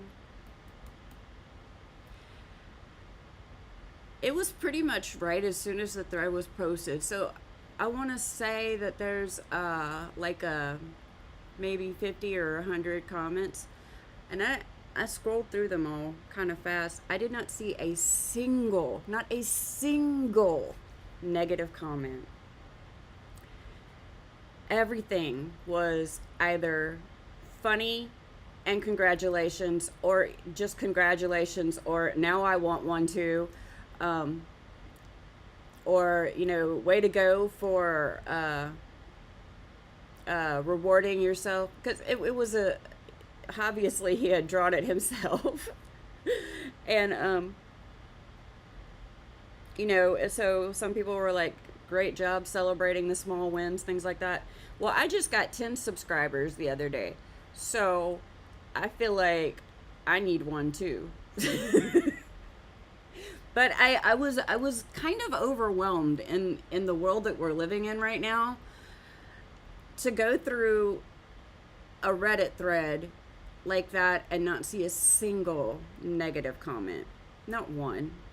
That just, it gave my heart like some warm sunshine, you know? And at that moment, I decided I'm getting off the internet, because there is nothing to ruin a good mood on the internet like going to read something else where somebody's just kind of an asshole. And so I got off the internet. I didn't like look at anything else on the internet for the rest of the night. Which two sugar substitutes do you steer clear of? I don't really use sugar substitutes. Like if I don't put sugar, if I can't put sugar in something, then I just don't put anything in it. That's how I altered my coffee. Um, I just started drinking flavored coffee with just like barely enough half and half to make it not completely black in it, and I just took the sugar out. You'd be surprised how much my blood sugar dropped just from that one change. But I don't usually drink like or eat things that are like fake sugar. It's just right now sometimes the only way I can wake up is with an energy drink. But it takes me like 4 days to drink one of these. Let's see what they've got in here. Erythritol. Erythritol. Now I'm curious.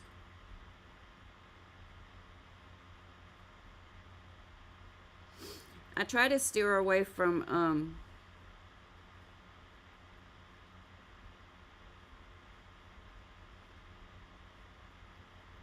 lost my train of thought. What is it? I can't think of it. It's the one that's in Diet Coke. It starts with an A. I know what a lot of these chemicals and things are. I do pay attention to stuff like that. But like I don't eat like sugar-free candy, anything like that. I'm more of a person, if I have to change my diet, I just change it. I just change it.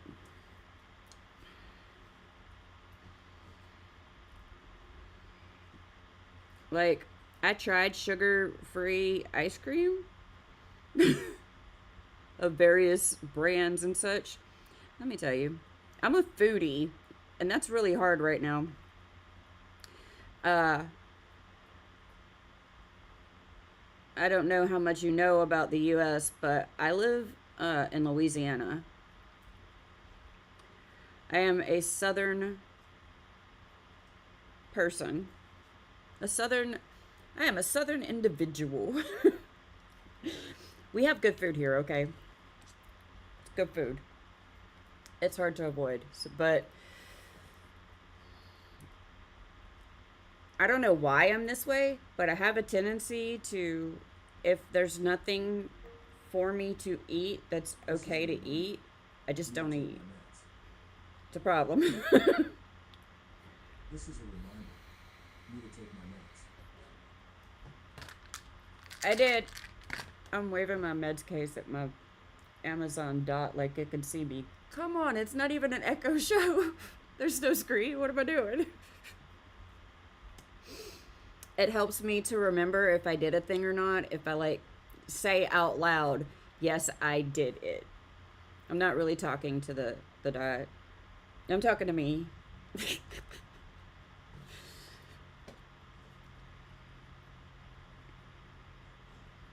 It's kind of funny, like if there's people here when my meds alarms go off, anybody that hears the meds alarm kind of swarms toward me.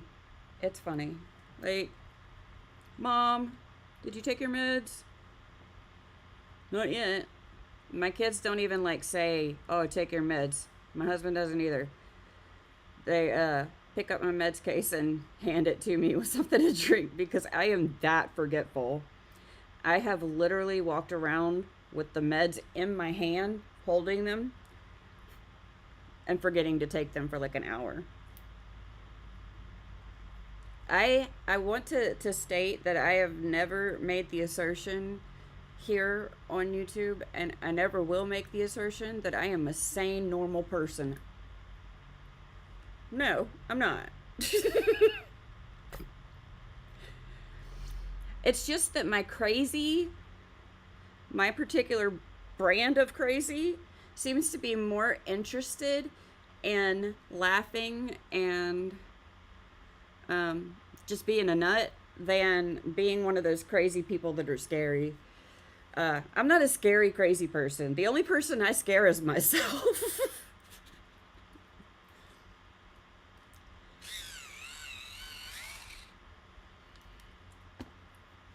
And yeah, and like, okay, let's see. I have two of these that I go through every day. The last one on the other one is PRNs. So I take medications 1, 2, 3, 4 plus 5 p.m. plus 10:30 p.m. That's 6 times a day minimum, and that doesn't count all the freaking gummies and other stuff. Like, so if I forget, it really throws me off. Really throws me off.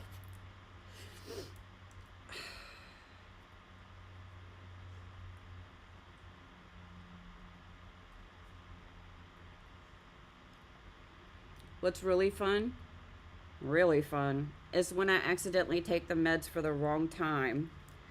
So if it's like 5 a.m. and I take 5 p.m. meds, well, I've also taken my bedtime meds in the morning before.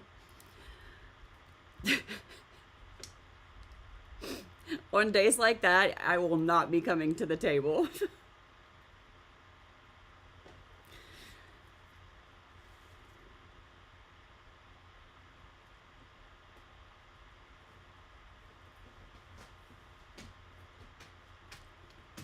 It's kind of irritating, I guess, because in some ways, sometimes I get mad and I feel like these medications are controlling my life. And I've had that issue since I was a kid. Like, I was like 12 years old when I was first started on antidepressants and such. And I had that thing where like I felt like, okay, I'm not normal. I have to take this medication to be normal. And I didn't like I didn't want to do that. I didn't want to have to take medication to be normal. And I think people from my generation can kind of relate to that. I think we all kind of went through that a little bit. The late 80s and 90s were something odd. Not that today's any less odd, but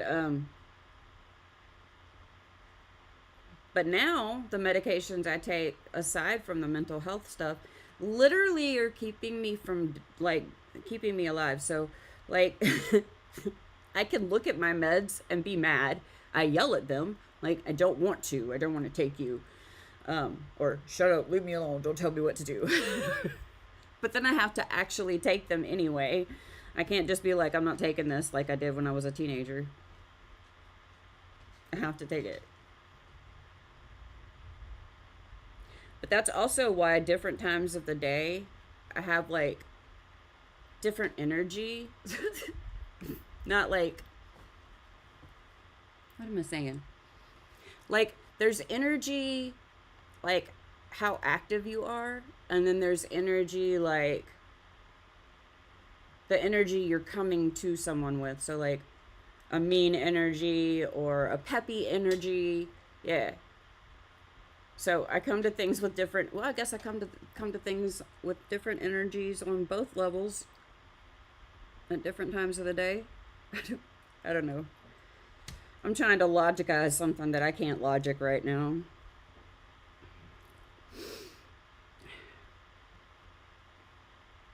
I don't know how people who have to take meds, like 8 alarms, yeah, multiple times a day, like us, I don't think that I would be able to manage it without having people in my life. That's one of my greatest fears, actually.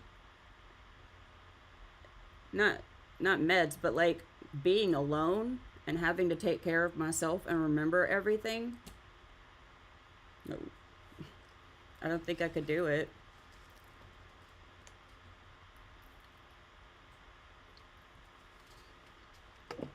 The only thing that really keeps me together, to be honest, is my husband, my kids, and my boyfriend.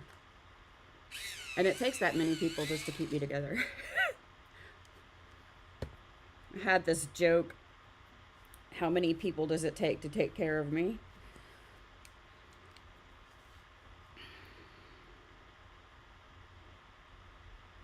Thank you for,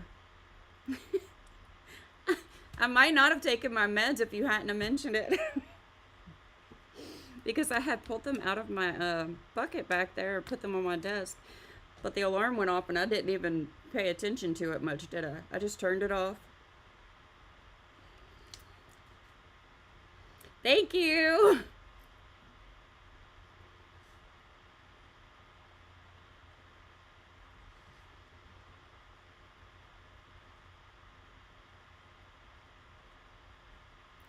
This looks really blurry and messy right now. It's kind of bothering me, but I don't think it's really the art bothering me. I think it's I'm just feeling bothery in my head, and so whatever I see is what's gonna bother me. It's fine.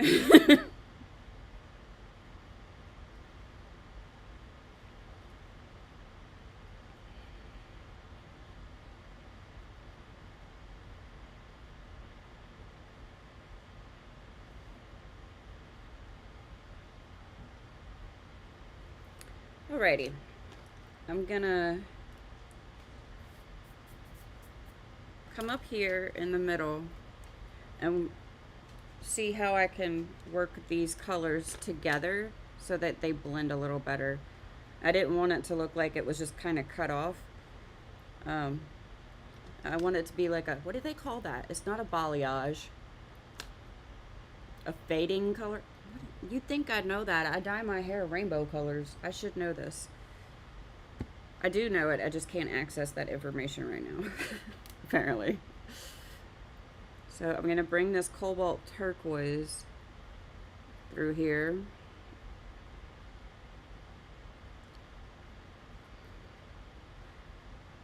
And put it down here.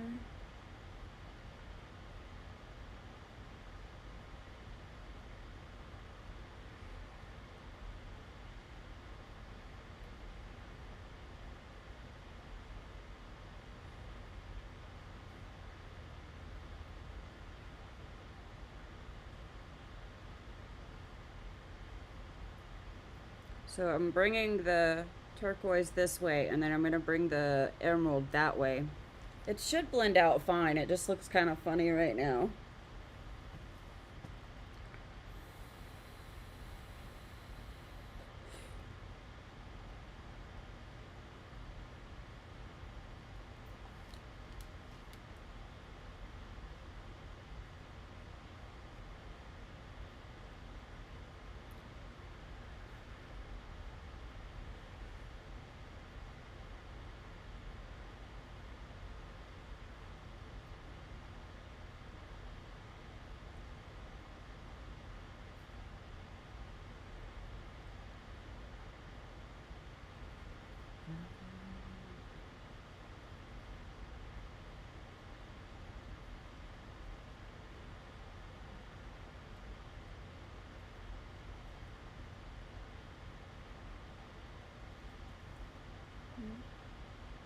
Yeah, I think this is going to work out just fine. Okay.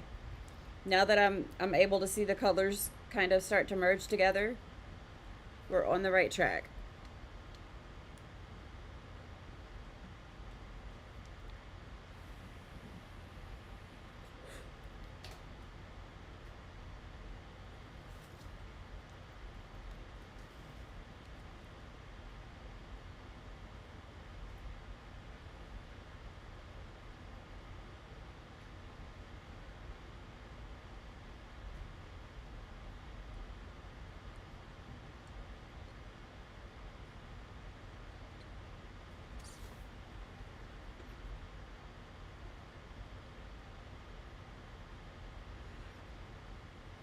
The playlist I'm listening today is one that I'm working on. It's titled the Spoonie playlist. I think it's done playing the songs on the playlist now, and it's doing recommended songs, so I don't know what it's going to pull up. But when I hear something that like works for the playlist, I'll add it to the list. This is how I compile playlist.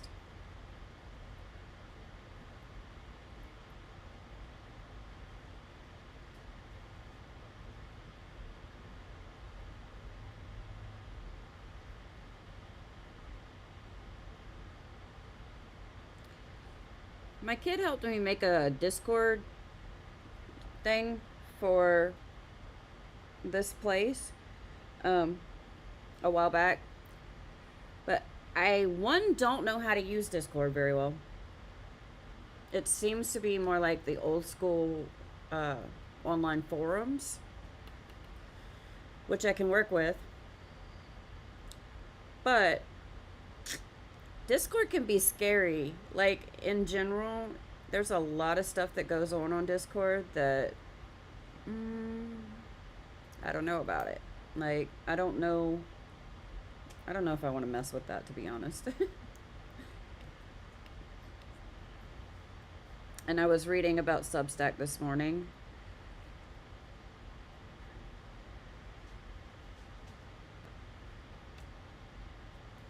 Just something for people to connect on, I guess.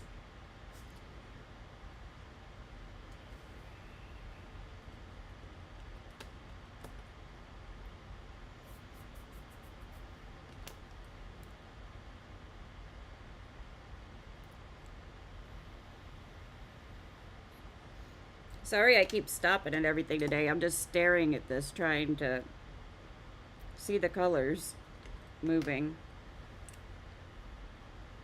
Let's take this dark green and bring this up into the turquoise.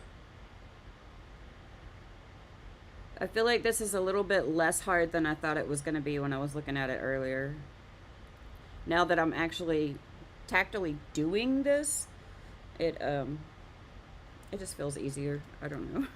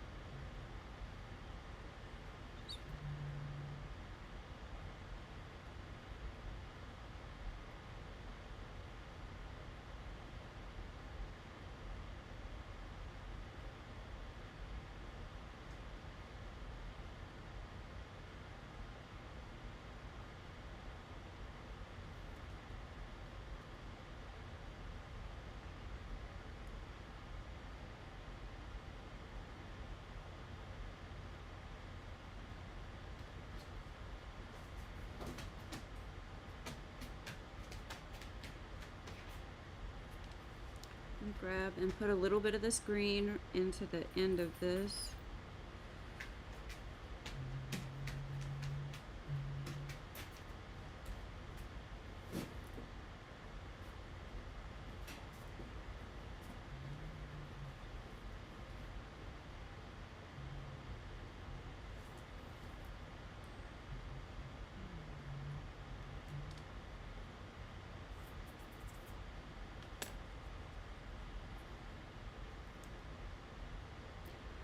Trust in the process. Trust in the process.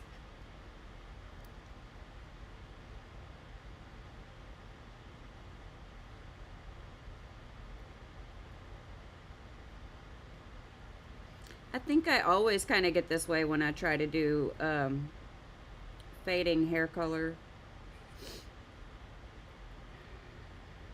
It always comes out looking really good, and I don't know why I freak out about it. And yes, this is me freaking out right now. I do my freakouts very internally.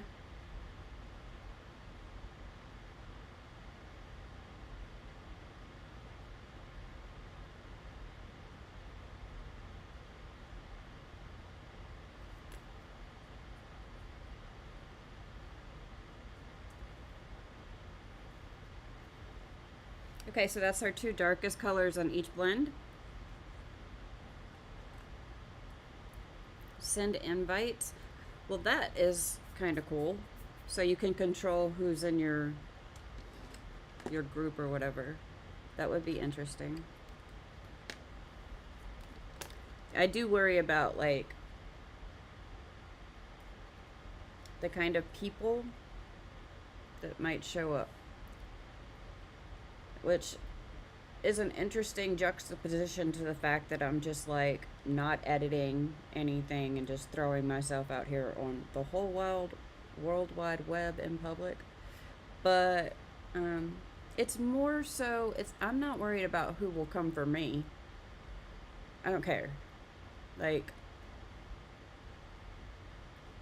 I have no issues with the block button. What I worry about is the people who come for the people in my community. I have zero tolerance for discrimination. Zero. Okay, I'll tell you a funny story. It's funny. It's a little bit sad, but it's funny. As a parent, over the years, I have learned that sometimes it's the things that you don't think you need to mention at all that trips your kids up. A prime example of this is that, how can I say this?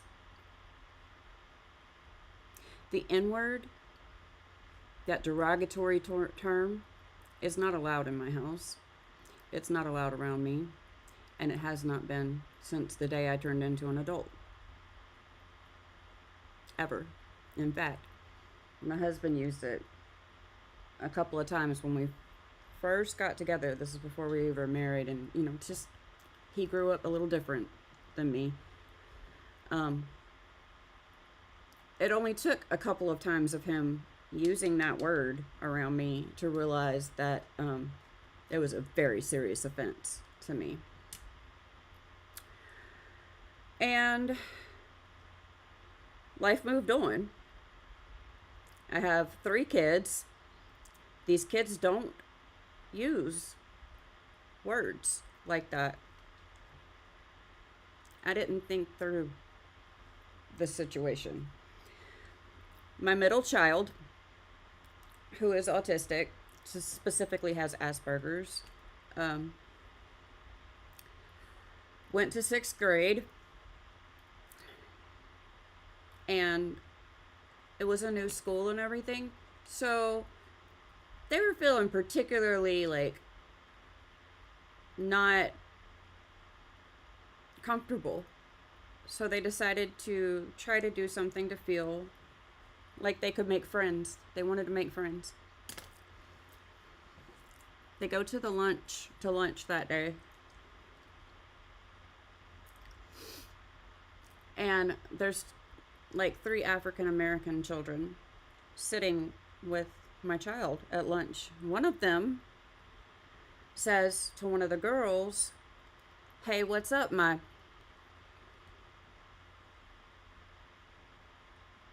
The little girl replied and used the word back to her friend. These are 3 little African American children talking to each other. It's fine for them to say that, right? And then my child, white, blue eyes, blonde hair, new kid in school, turned to the girl and repeated it.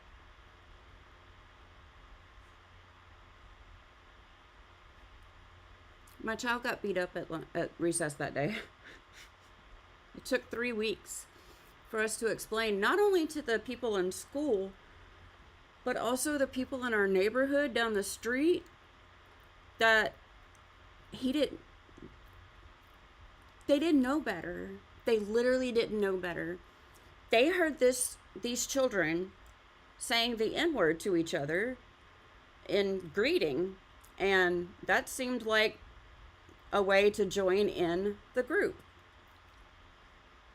I had never told my kids what the word was or where it came from, or that some people can say it to each other and it's okay, but it wasn't. I never announced that word in my house. Nobody ever said that word around me. They never heard it, period. So when they heard it in school, they didn't know. And that is why you should tell your children things that you don't think that they need to know. Because in my world, that word did not exist. And my middle child had literally never heard it. So, how did I get on that topic? Oh yeah. I don't tolerate discrimination. I never have. I never will. People being mean to each other for no reason is not okay. And that is why I get a little bit nervous about creating a community. But I want to create a community. I don't want to exclude others at all. But if I'm in control of the community, there will be no second chances. Like, whatever community I make is going to have one of those sticky notes, that says, these things will not be tolerated. Do it once and you're gone. And I don't know if that's how harsh I need to be, but the world is crazy right now, and I want a place for people to be comfortable and not afraid to talk to each other. Like that Reddit thread last night. It would have been so easy for somebody to be so rude and so mean and so dismissive. And I followed that thread. I've been watching it this morning. I still haven't seen a single negative comment. And things like that make me proud of humanity. It gives me a little bit of faith. I'll tell you what else gives me a little bit of faith. I can't believe I haven't mentioned this yet.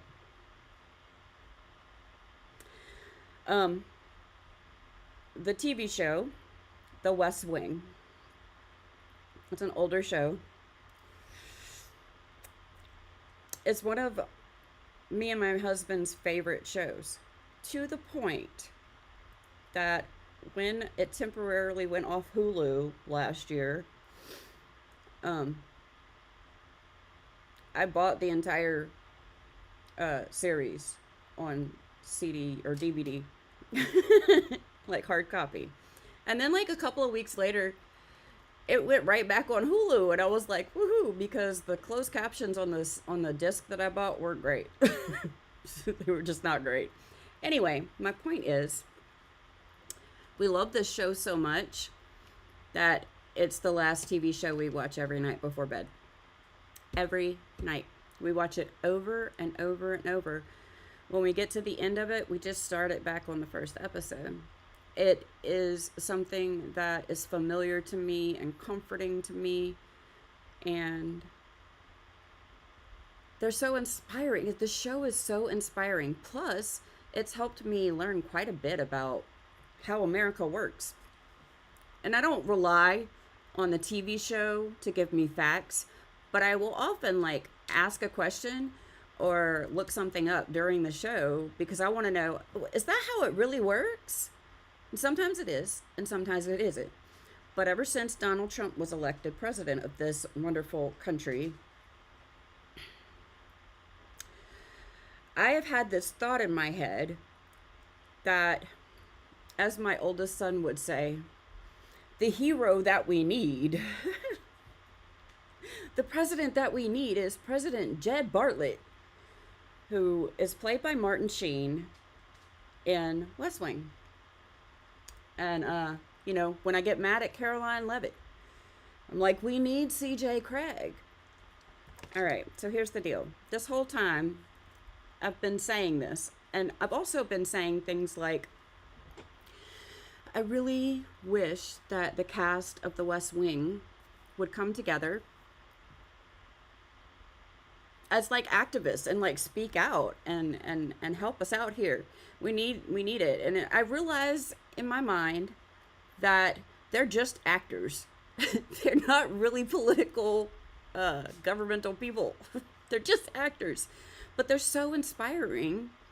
And there's been quite a few like little documentaries and special episodes that they've done that kind of shows that internally, like, the people who played these characters really do care about these things, these topics. It's really weird watching it right now because every single night I sit down to watch this show and I'm like, wait, this is the episode where they have to pick judges for the Supreme Court. This is the episode where there's a shooting, assassination attempt, you know.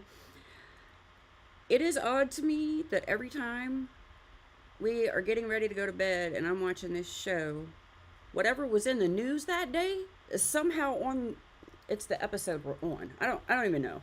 It just seems to sync up. But I've been calling out for these people to come and save our democracy like it's actually going to happen. And it happened last night. I'm not even kidding. So there's a podcast that I like with this lady named Jen Psaki. And she did a live event. And it aired last night. Martin Sheen, President Jed Bartlett, came to speak. And he's really old. Like, people want to talk about how old Biden and Trump are. But let me tell you, he's old. Like, they literally had one person on each side of him to help him to his seat on the stage. And he also was speaking in a way that you could tell, like, all right, let me see if I can demonstrate it. Because I actually do it myself sometimes. So he was speaking slowly and with intention, and it was both like that he was getting his point across, but also you could tell that he's old. And he was being very deliberate, but also he was speaking slowly because he speaks slowly because his brain doesn't work that fast anymore. And I know, Andrea, you're the only person here right now, but let me tell you something. There was nothing more inspiring. I haven't seen anything as inspiring this entire month as Martin Sheen, aka Jed Bartlett, president from the West Wing, tearing into Donald Trump.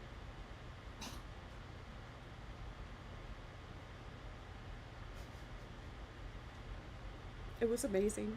I literally, like, my husband was sick last night. He had this horrible migraine. And I didn't know that it was that bad, but I yelled from my bedroom into here. I was like, it's finally happening! President Bartlett's talking about Trump! I'm sure it was a lot more funny than he thought it was at the moment. But when you have a migraine, nothing's funny. I understand this. So when he didn't react appropriately, I just let it go. But I'm keeping this video forever, because when I feel sad about our country, I need to talk to Mr. Bartlett. I need to hear him talking. So it's just really interesting in our country right now, because things are weird. And there's a lot of stuff coming up for me about it. And I figured out why last night. Before I had watched that video, I had watched a different video. I'm actually listening to the audiobook of the person that they were interviewing in that video right now. Her book. Because she was raised as a Christian nationalist. It is a cult. She got out of it. And she didn't want to tell her story until she started to see what's going on here in our country. Because from inside the cult, she understood what they were doing. And all of a sudden, she realized if she doesn't speak out and tell people what's happening, then what she grew up in is going to be everywhere. So, yeah, I haven't really processed all of this very well yet, but there was a series of 4 videos that I watched last night that basically hit point, and ended with President Bartlett. I'm stoked. I want to see the whole crew come together. I would like for them to, quite a few years ago, they did a special episode for the Rock the Vote rally, I guess is what it's called. I would like for them to do that again.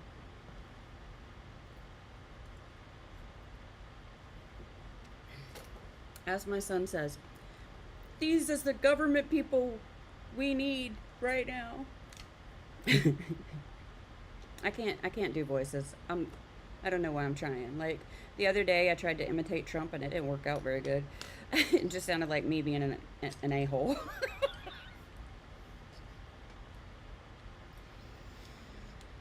Okay, back to the coloring. I just had to share that because I was shocked. I didn't think my wish would really come true. And it totally did. Like, I was sitting there and there it was. Like, I have many a text message in my phone. I don't delete things, ever. To various people talking about how we need the West Wing staff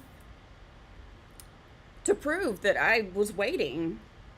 But we're not gonna... We don't need me to prove that I said that, right? I don't even know why I'm trying to prove anything.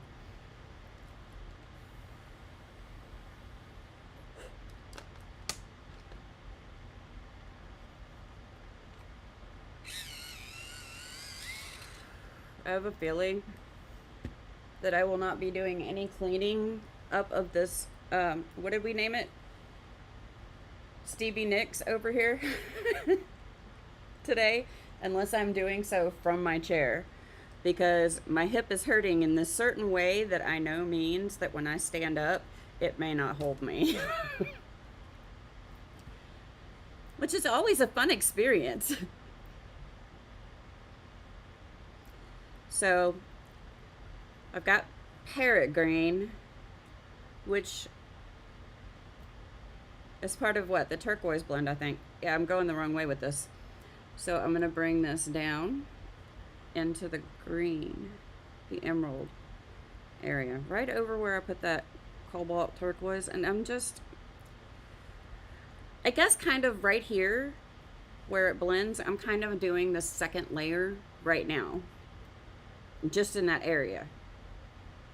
And by doing the first layer in one color and the second layer in the other color, That's how we get it to blend and merge together. This is gonna look good. I know it's gonna look good.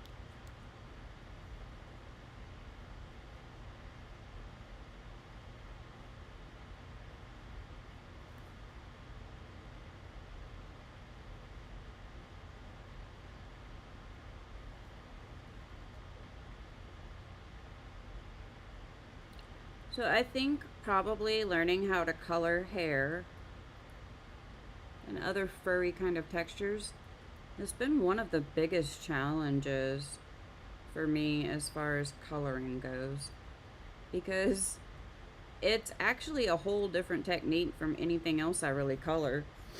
Um, and I did this earlier to show you guys, but this is how I used to color over here on this side. This is how I color now. It's a whole different look and feel.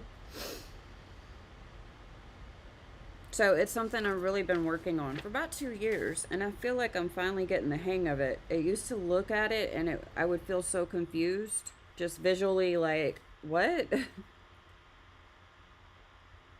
It makes a lot more sense now. It's just one of those things I had to just keep doing over and over and over until it finally made sense. All right, next color is, what is the next color? It's gonna be, oh yeah, grass green. Mm-hmm. Mm-hmm.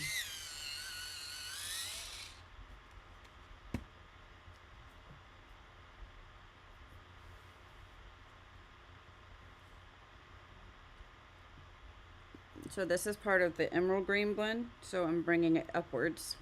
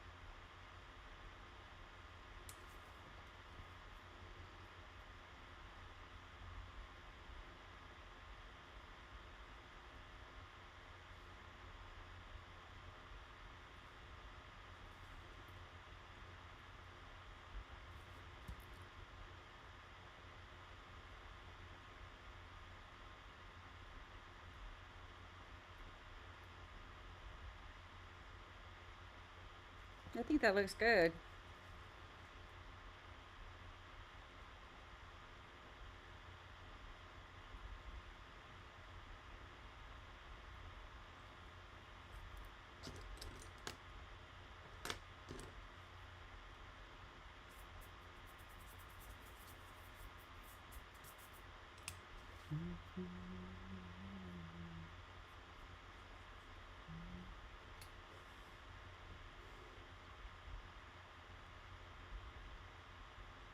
All right, sweetie, I will see you.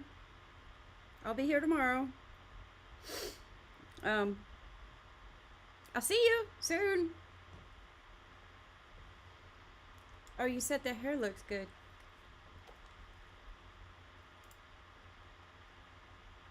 Thank you. I'm glad you like it. We're gonna get through this.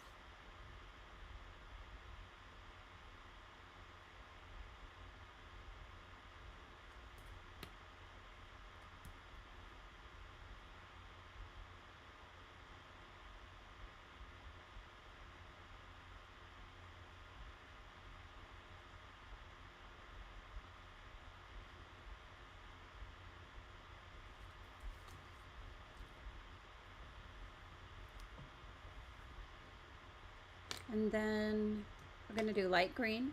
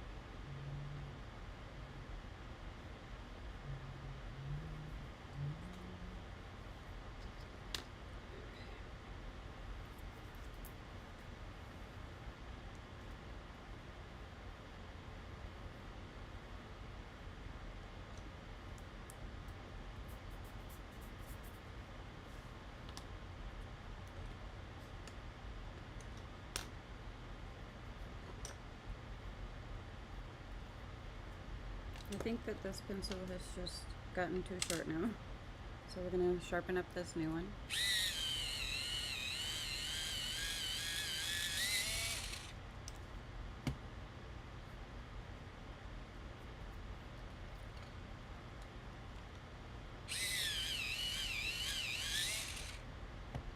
Okay, so these are our two aqua colors that we're going to bring down the braids.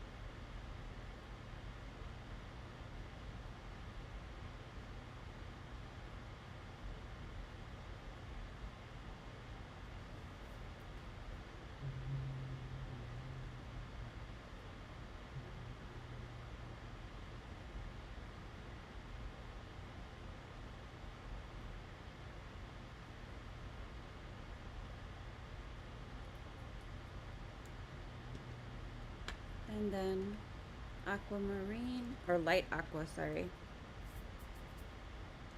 This is coming together quite nicely, I think.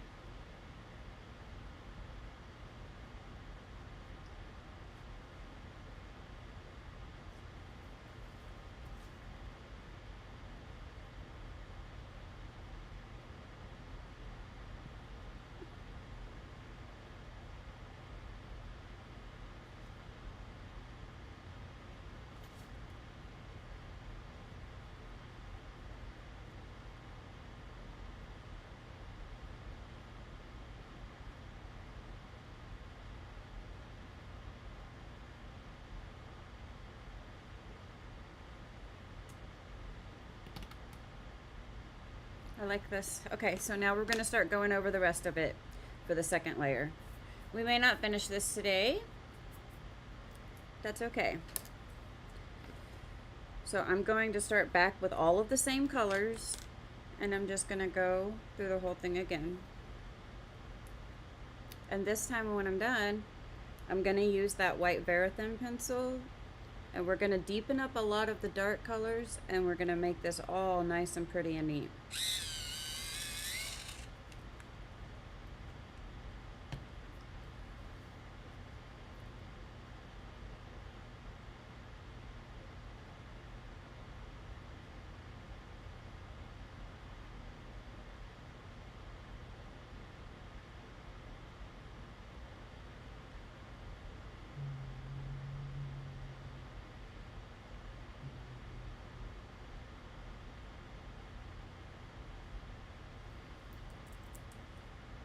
Oh.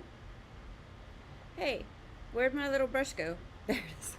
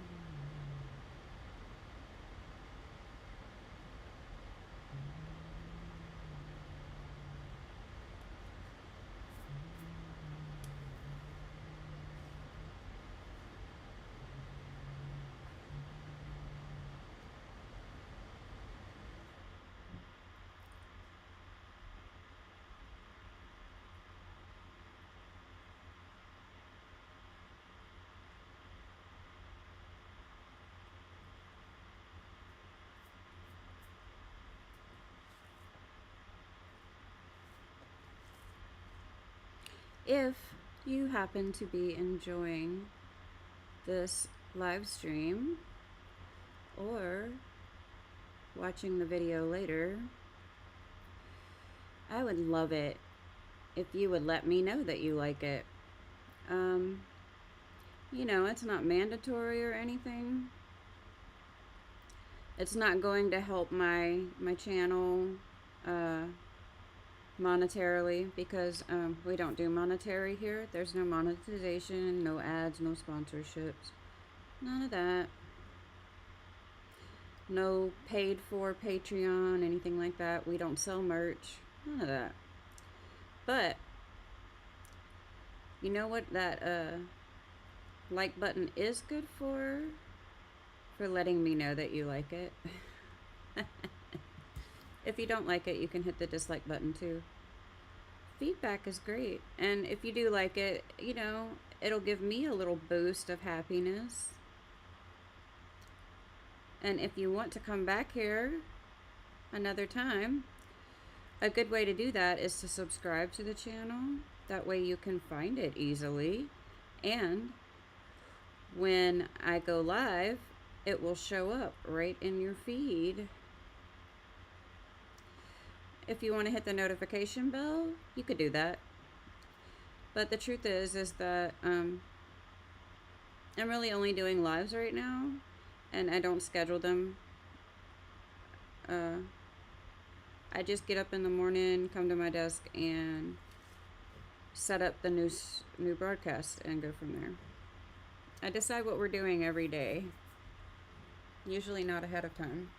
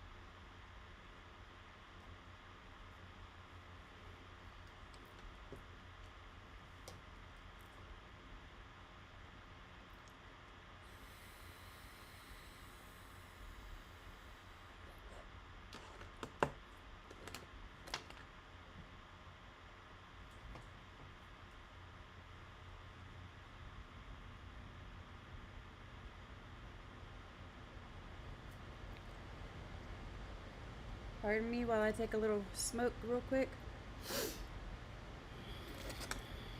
I want to keep working on this, so we're just going to stay here, okay?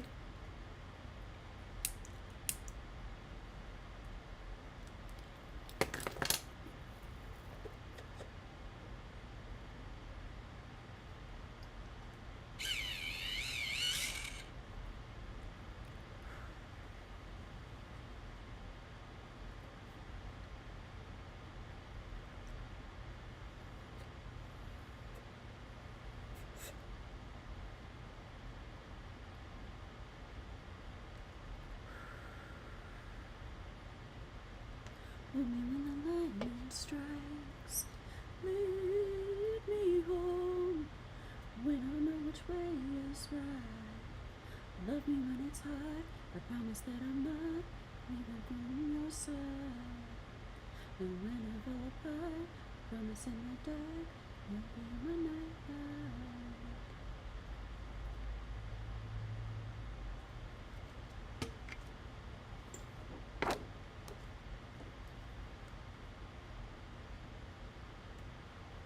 Crud.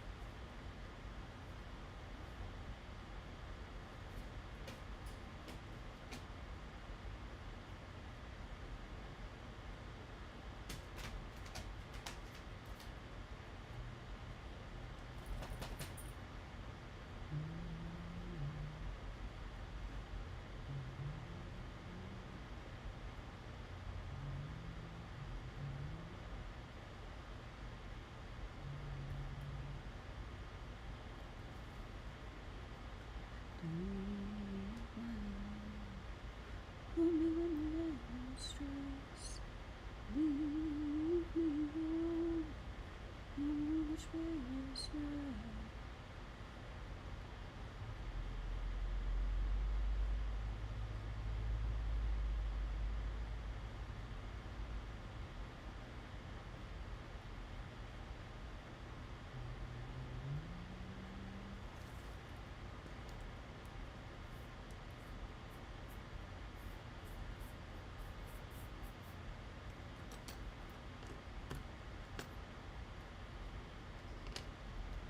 I'm going to apply this, then I'm going to go in with the white, and then I'm going to come back with the cobalt turquoise, the darkest, to make sure that my cast shadows pop, and also my highlights.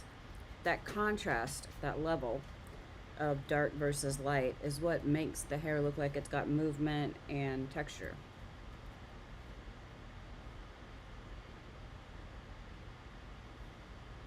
And I'm actually only going to bring this light aqua right through the center.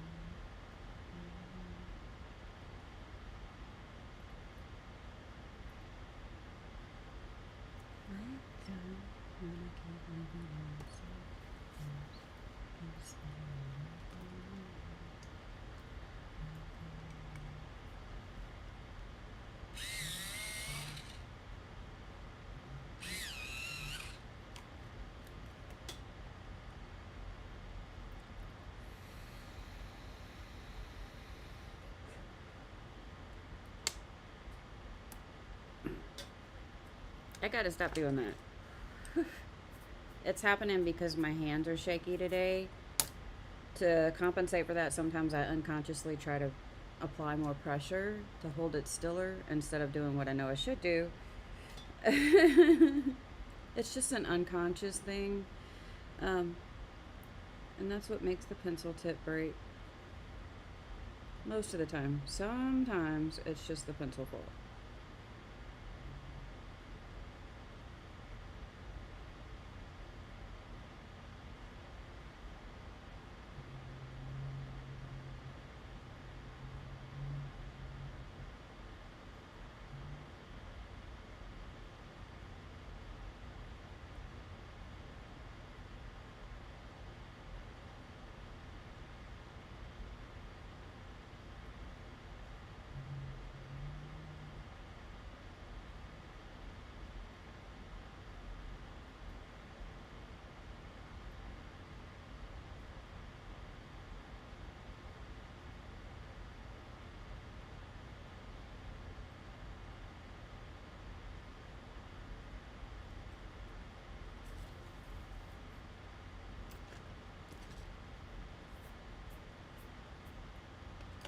Okay, and come back right here with the blue cobalt one more time.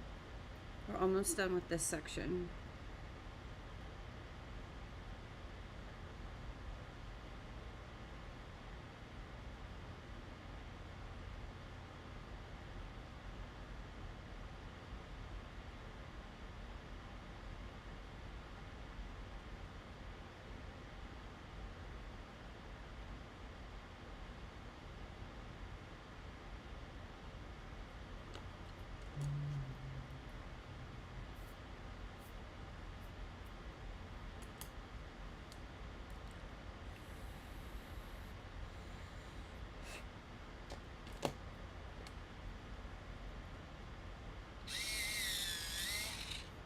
Oh no.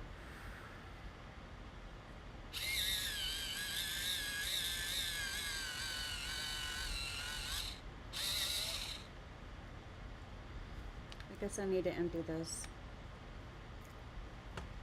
And I don't have a container to empty it into.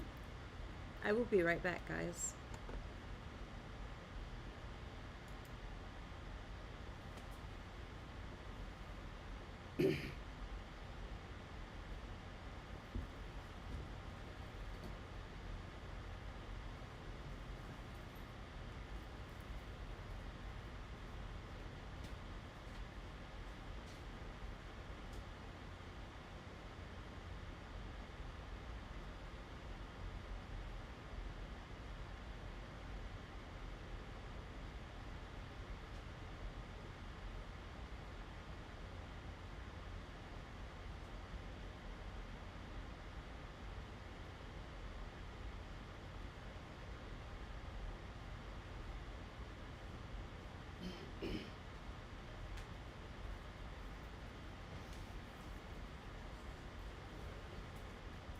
Back. Okay, so I have this thing. I don't know what it's from. It's just a plastic container. I colored this a long time ago. And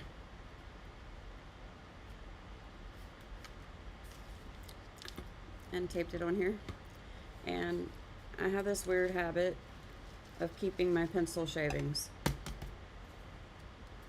What am I going to do with them? I have no idea.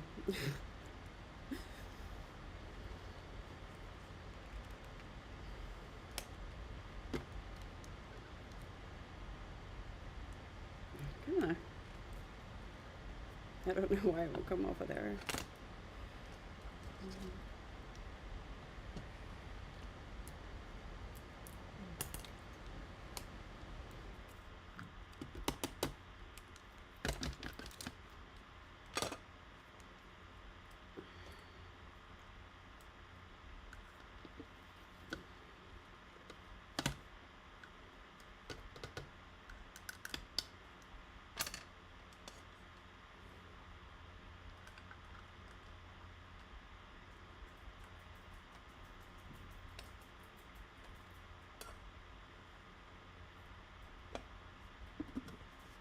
There we go.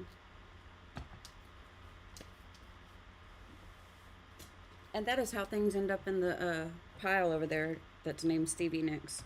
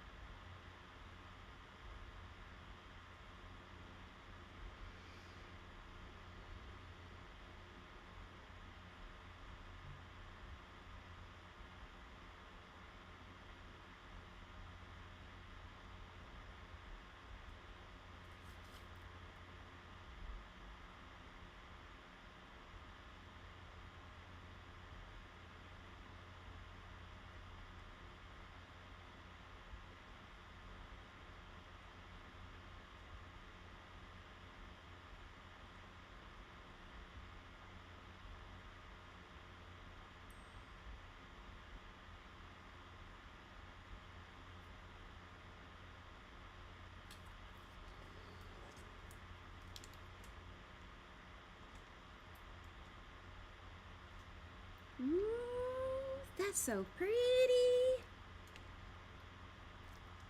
My husband sent me more pictures of our backyard. It's gorgeous. Oh man, that's so much better than I thought. Wow, that's kind of amazing.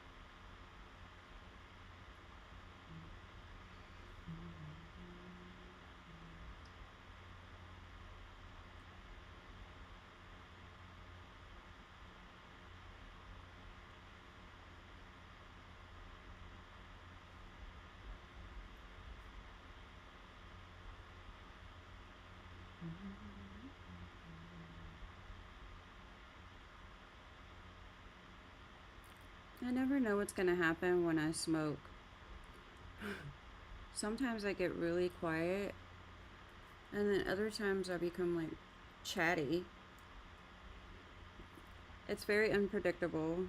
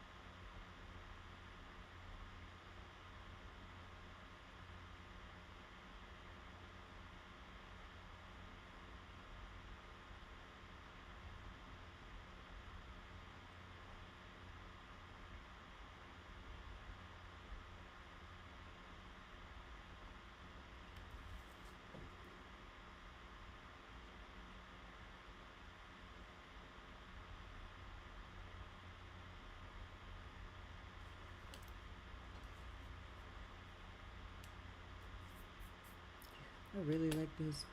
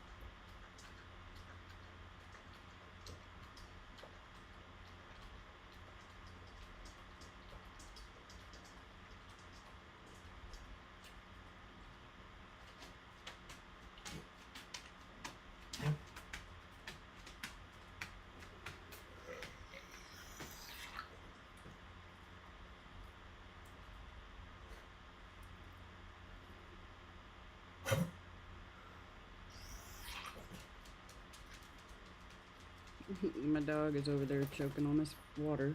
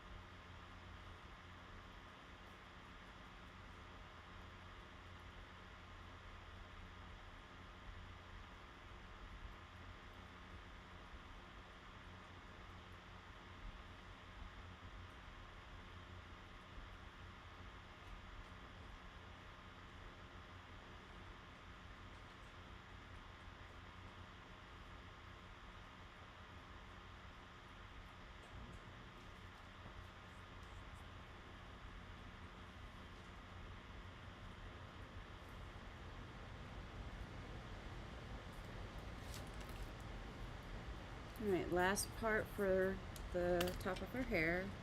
Thank you, darling. So is the yard. The yard is looking great. I kind of love it. So we're going to go through this with just the white Verithin kind of quickly. It's just going to make it pop really good.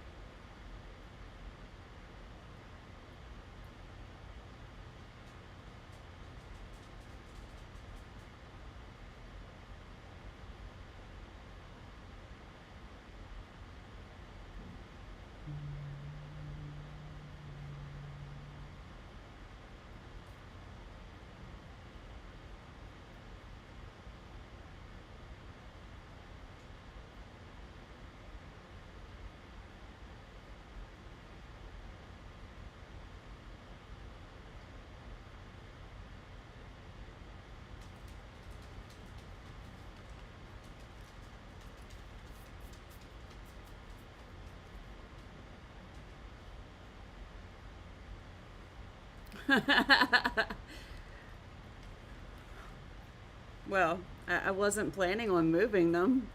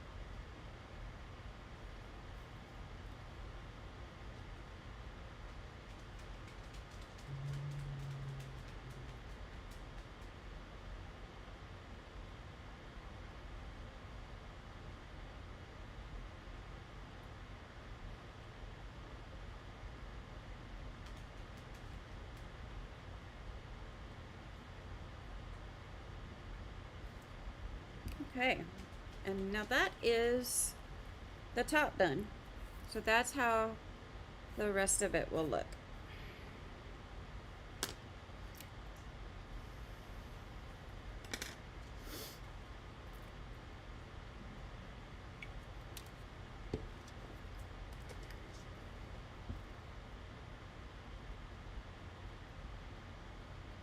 All right, so repeating steps. Art is a lot of repetition. That just is what it is.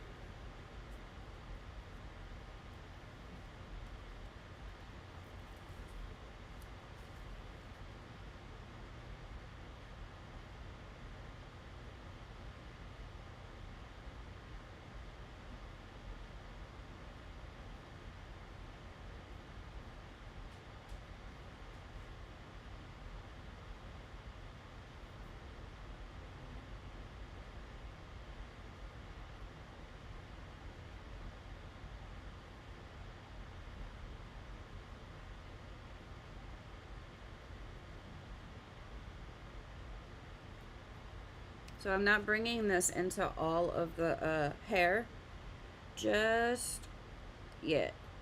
Actually, yes, I am for the second layer. And then on the third layer, I'll only be bringing it into the cast shadows. I don't know what I'm saying.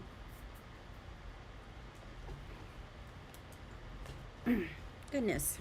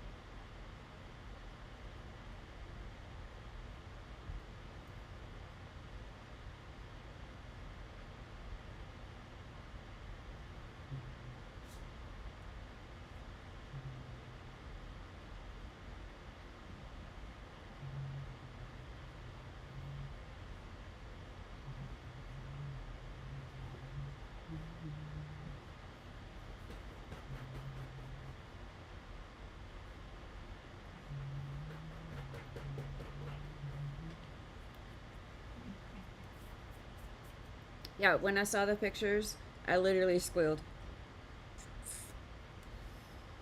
A little bit.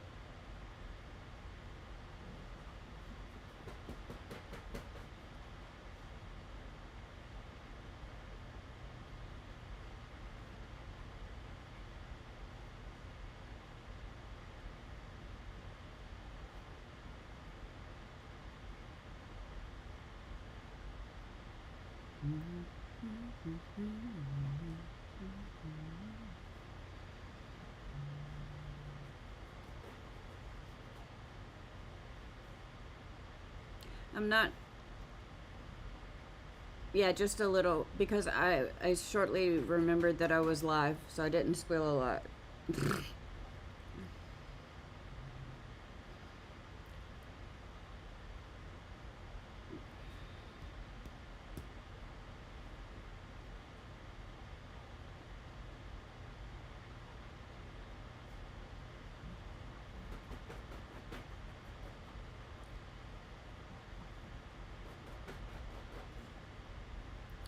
Reese is itching like crazy today. Oh, they're both itching. The dogs are facing each other. Okay. One of them, Reese is turning this way. Eve is turning this way. And they're both like chewing on their butts. I don't. Eve! Can you make Reese stop chewing too? Jump on him. Don't nod at me like you know what I'm saying and then not do anything.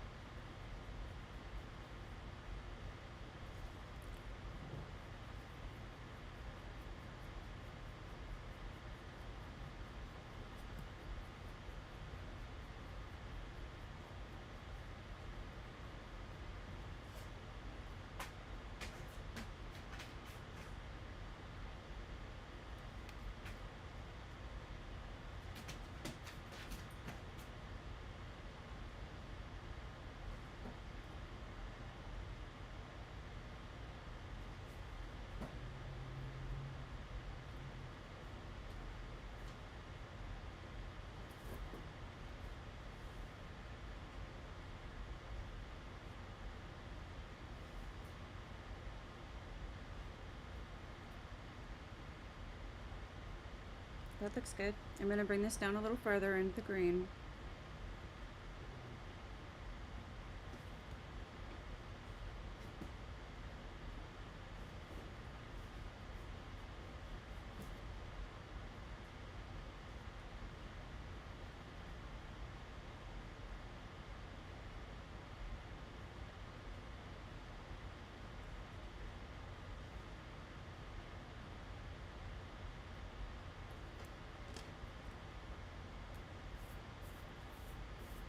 I told her to jump on him.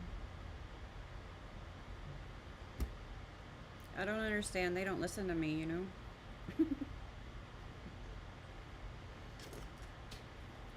I don't know why I expect that on any level, but...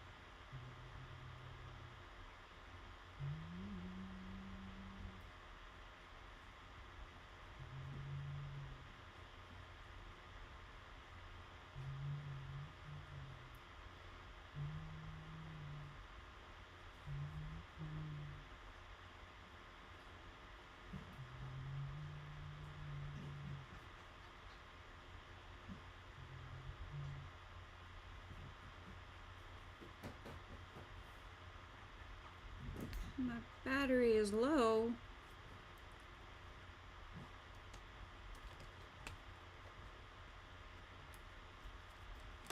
I'd like to know how you heard what the Evie dog said when you're at work. You didn't tell me you had a mental link with our Chihuahua.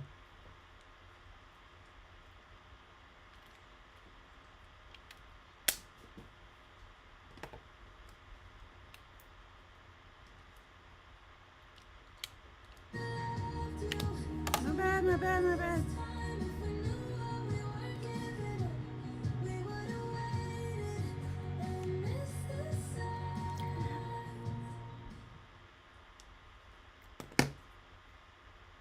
Oops.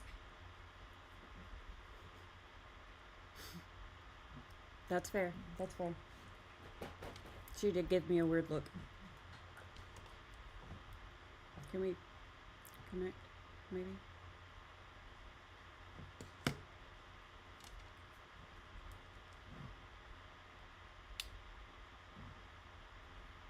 Reese, you like literally snarling at yourself, my dude.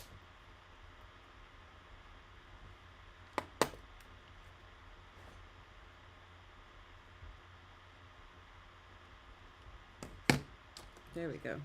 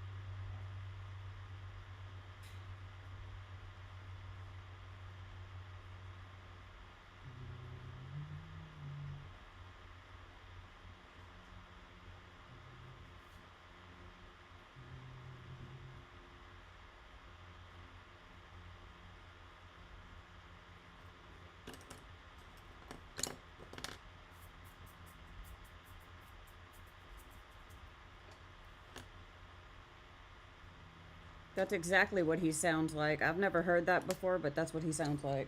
I don't, it's like, I don't, why did I just do that?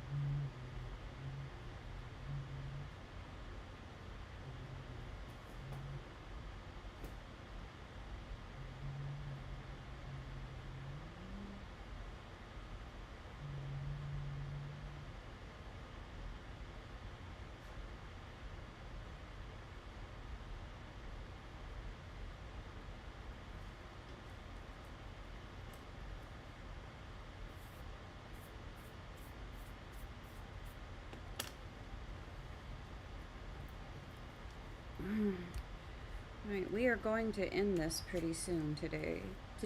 Bleh. I'm going to end the day pretty soon. That's what I'm trying to say.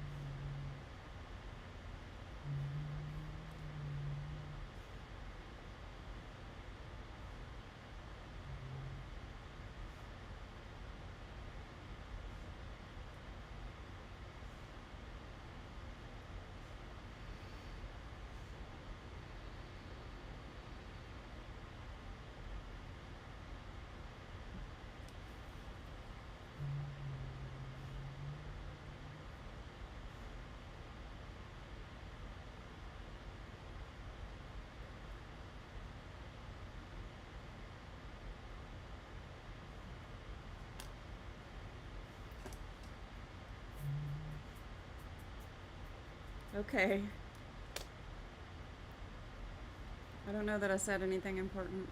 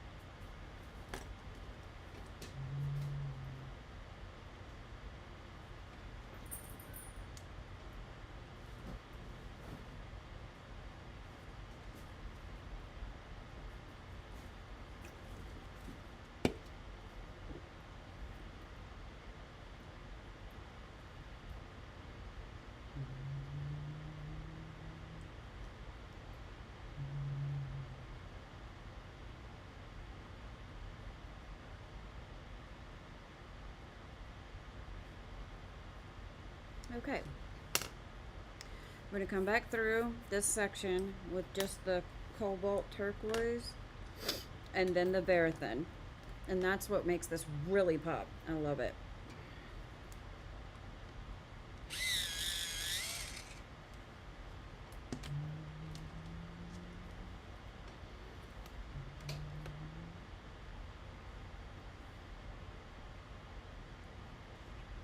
So this is just for the darkest shadow areas.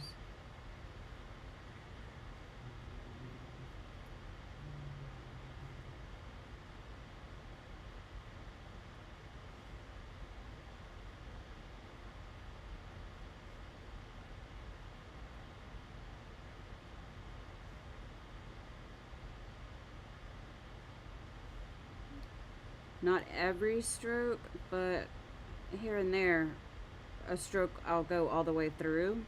But most of them, I'm just hitting the very end on each side.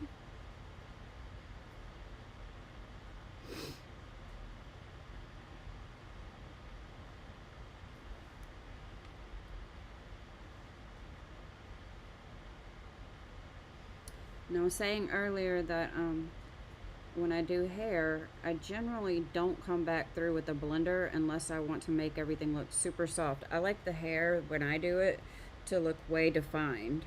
I find that that just makes it so gorgeous. And of course, it's a stylistic choice and everything. It's just I'm learning this along the way.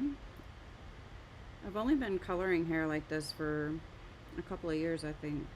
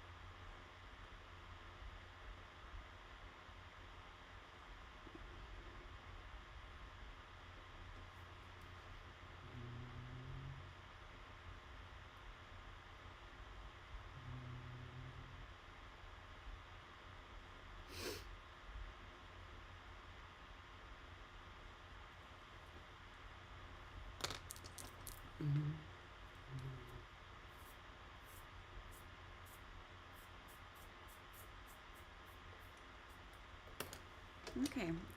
Lastly, Verithan.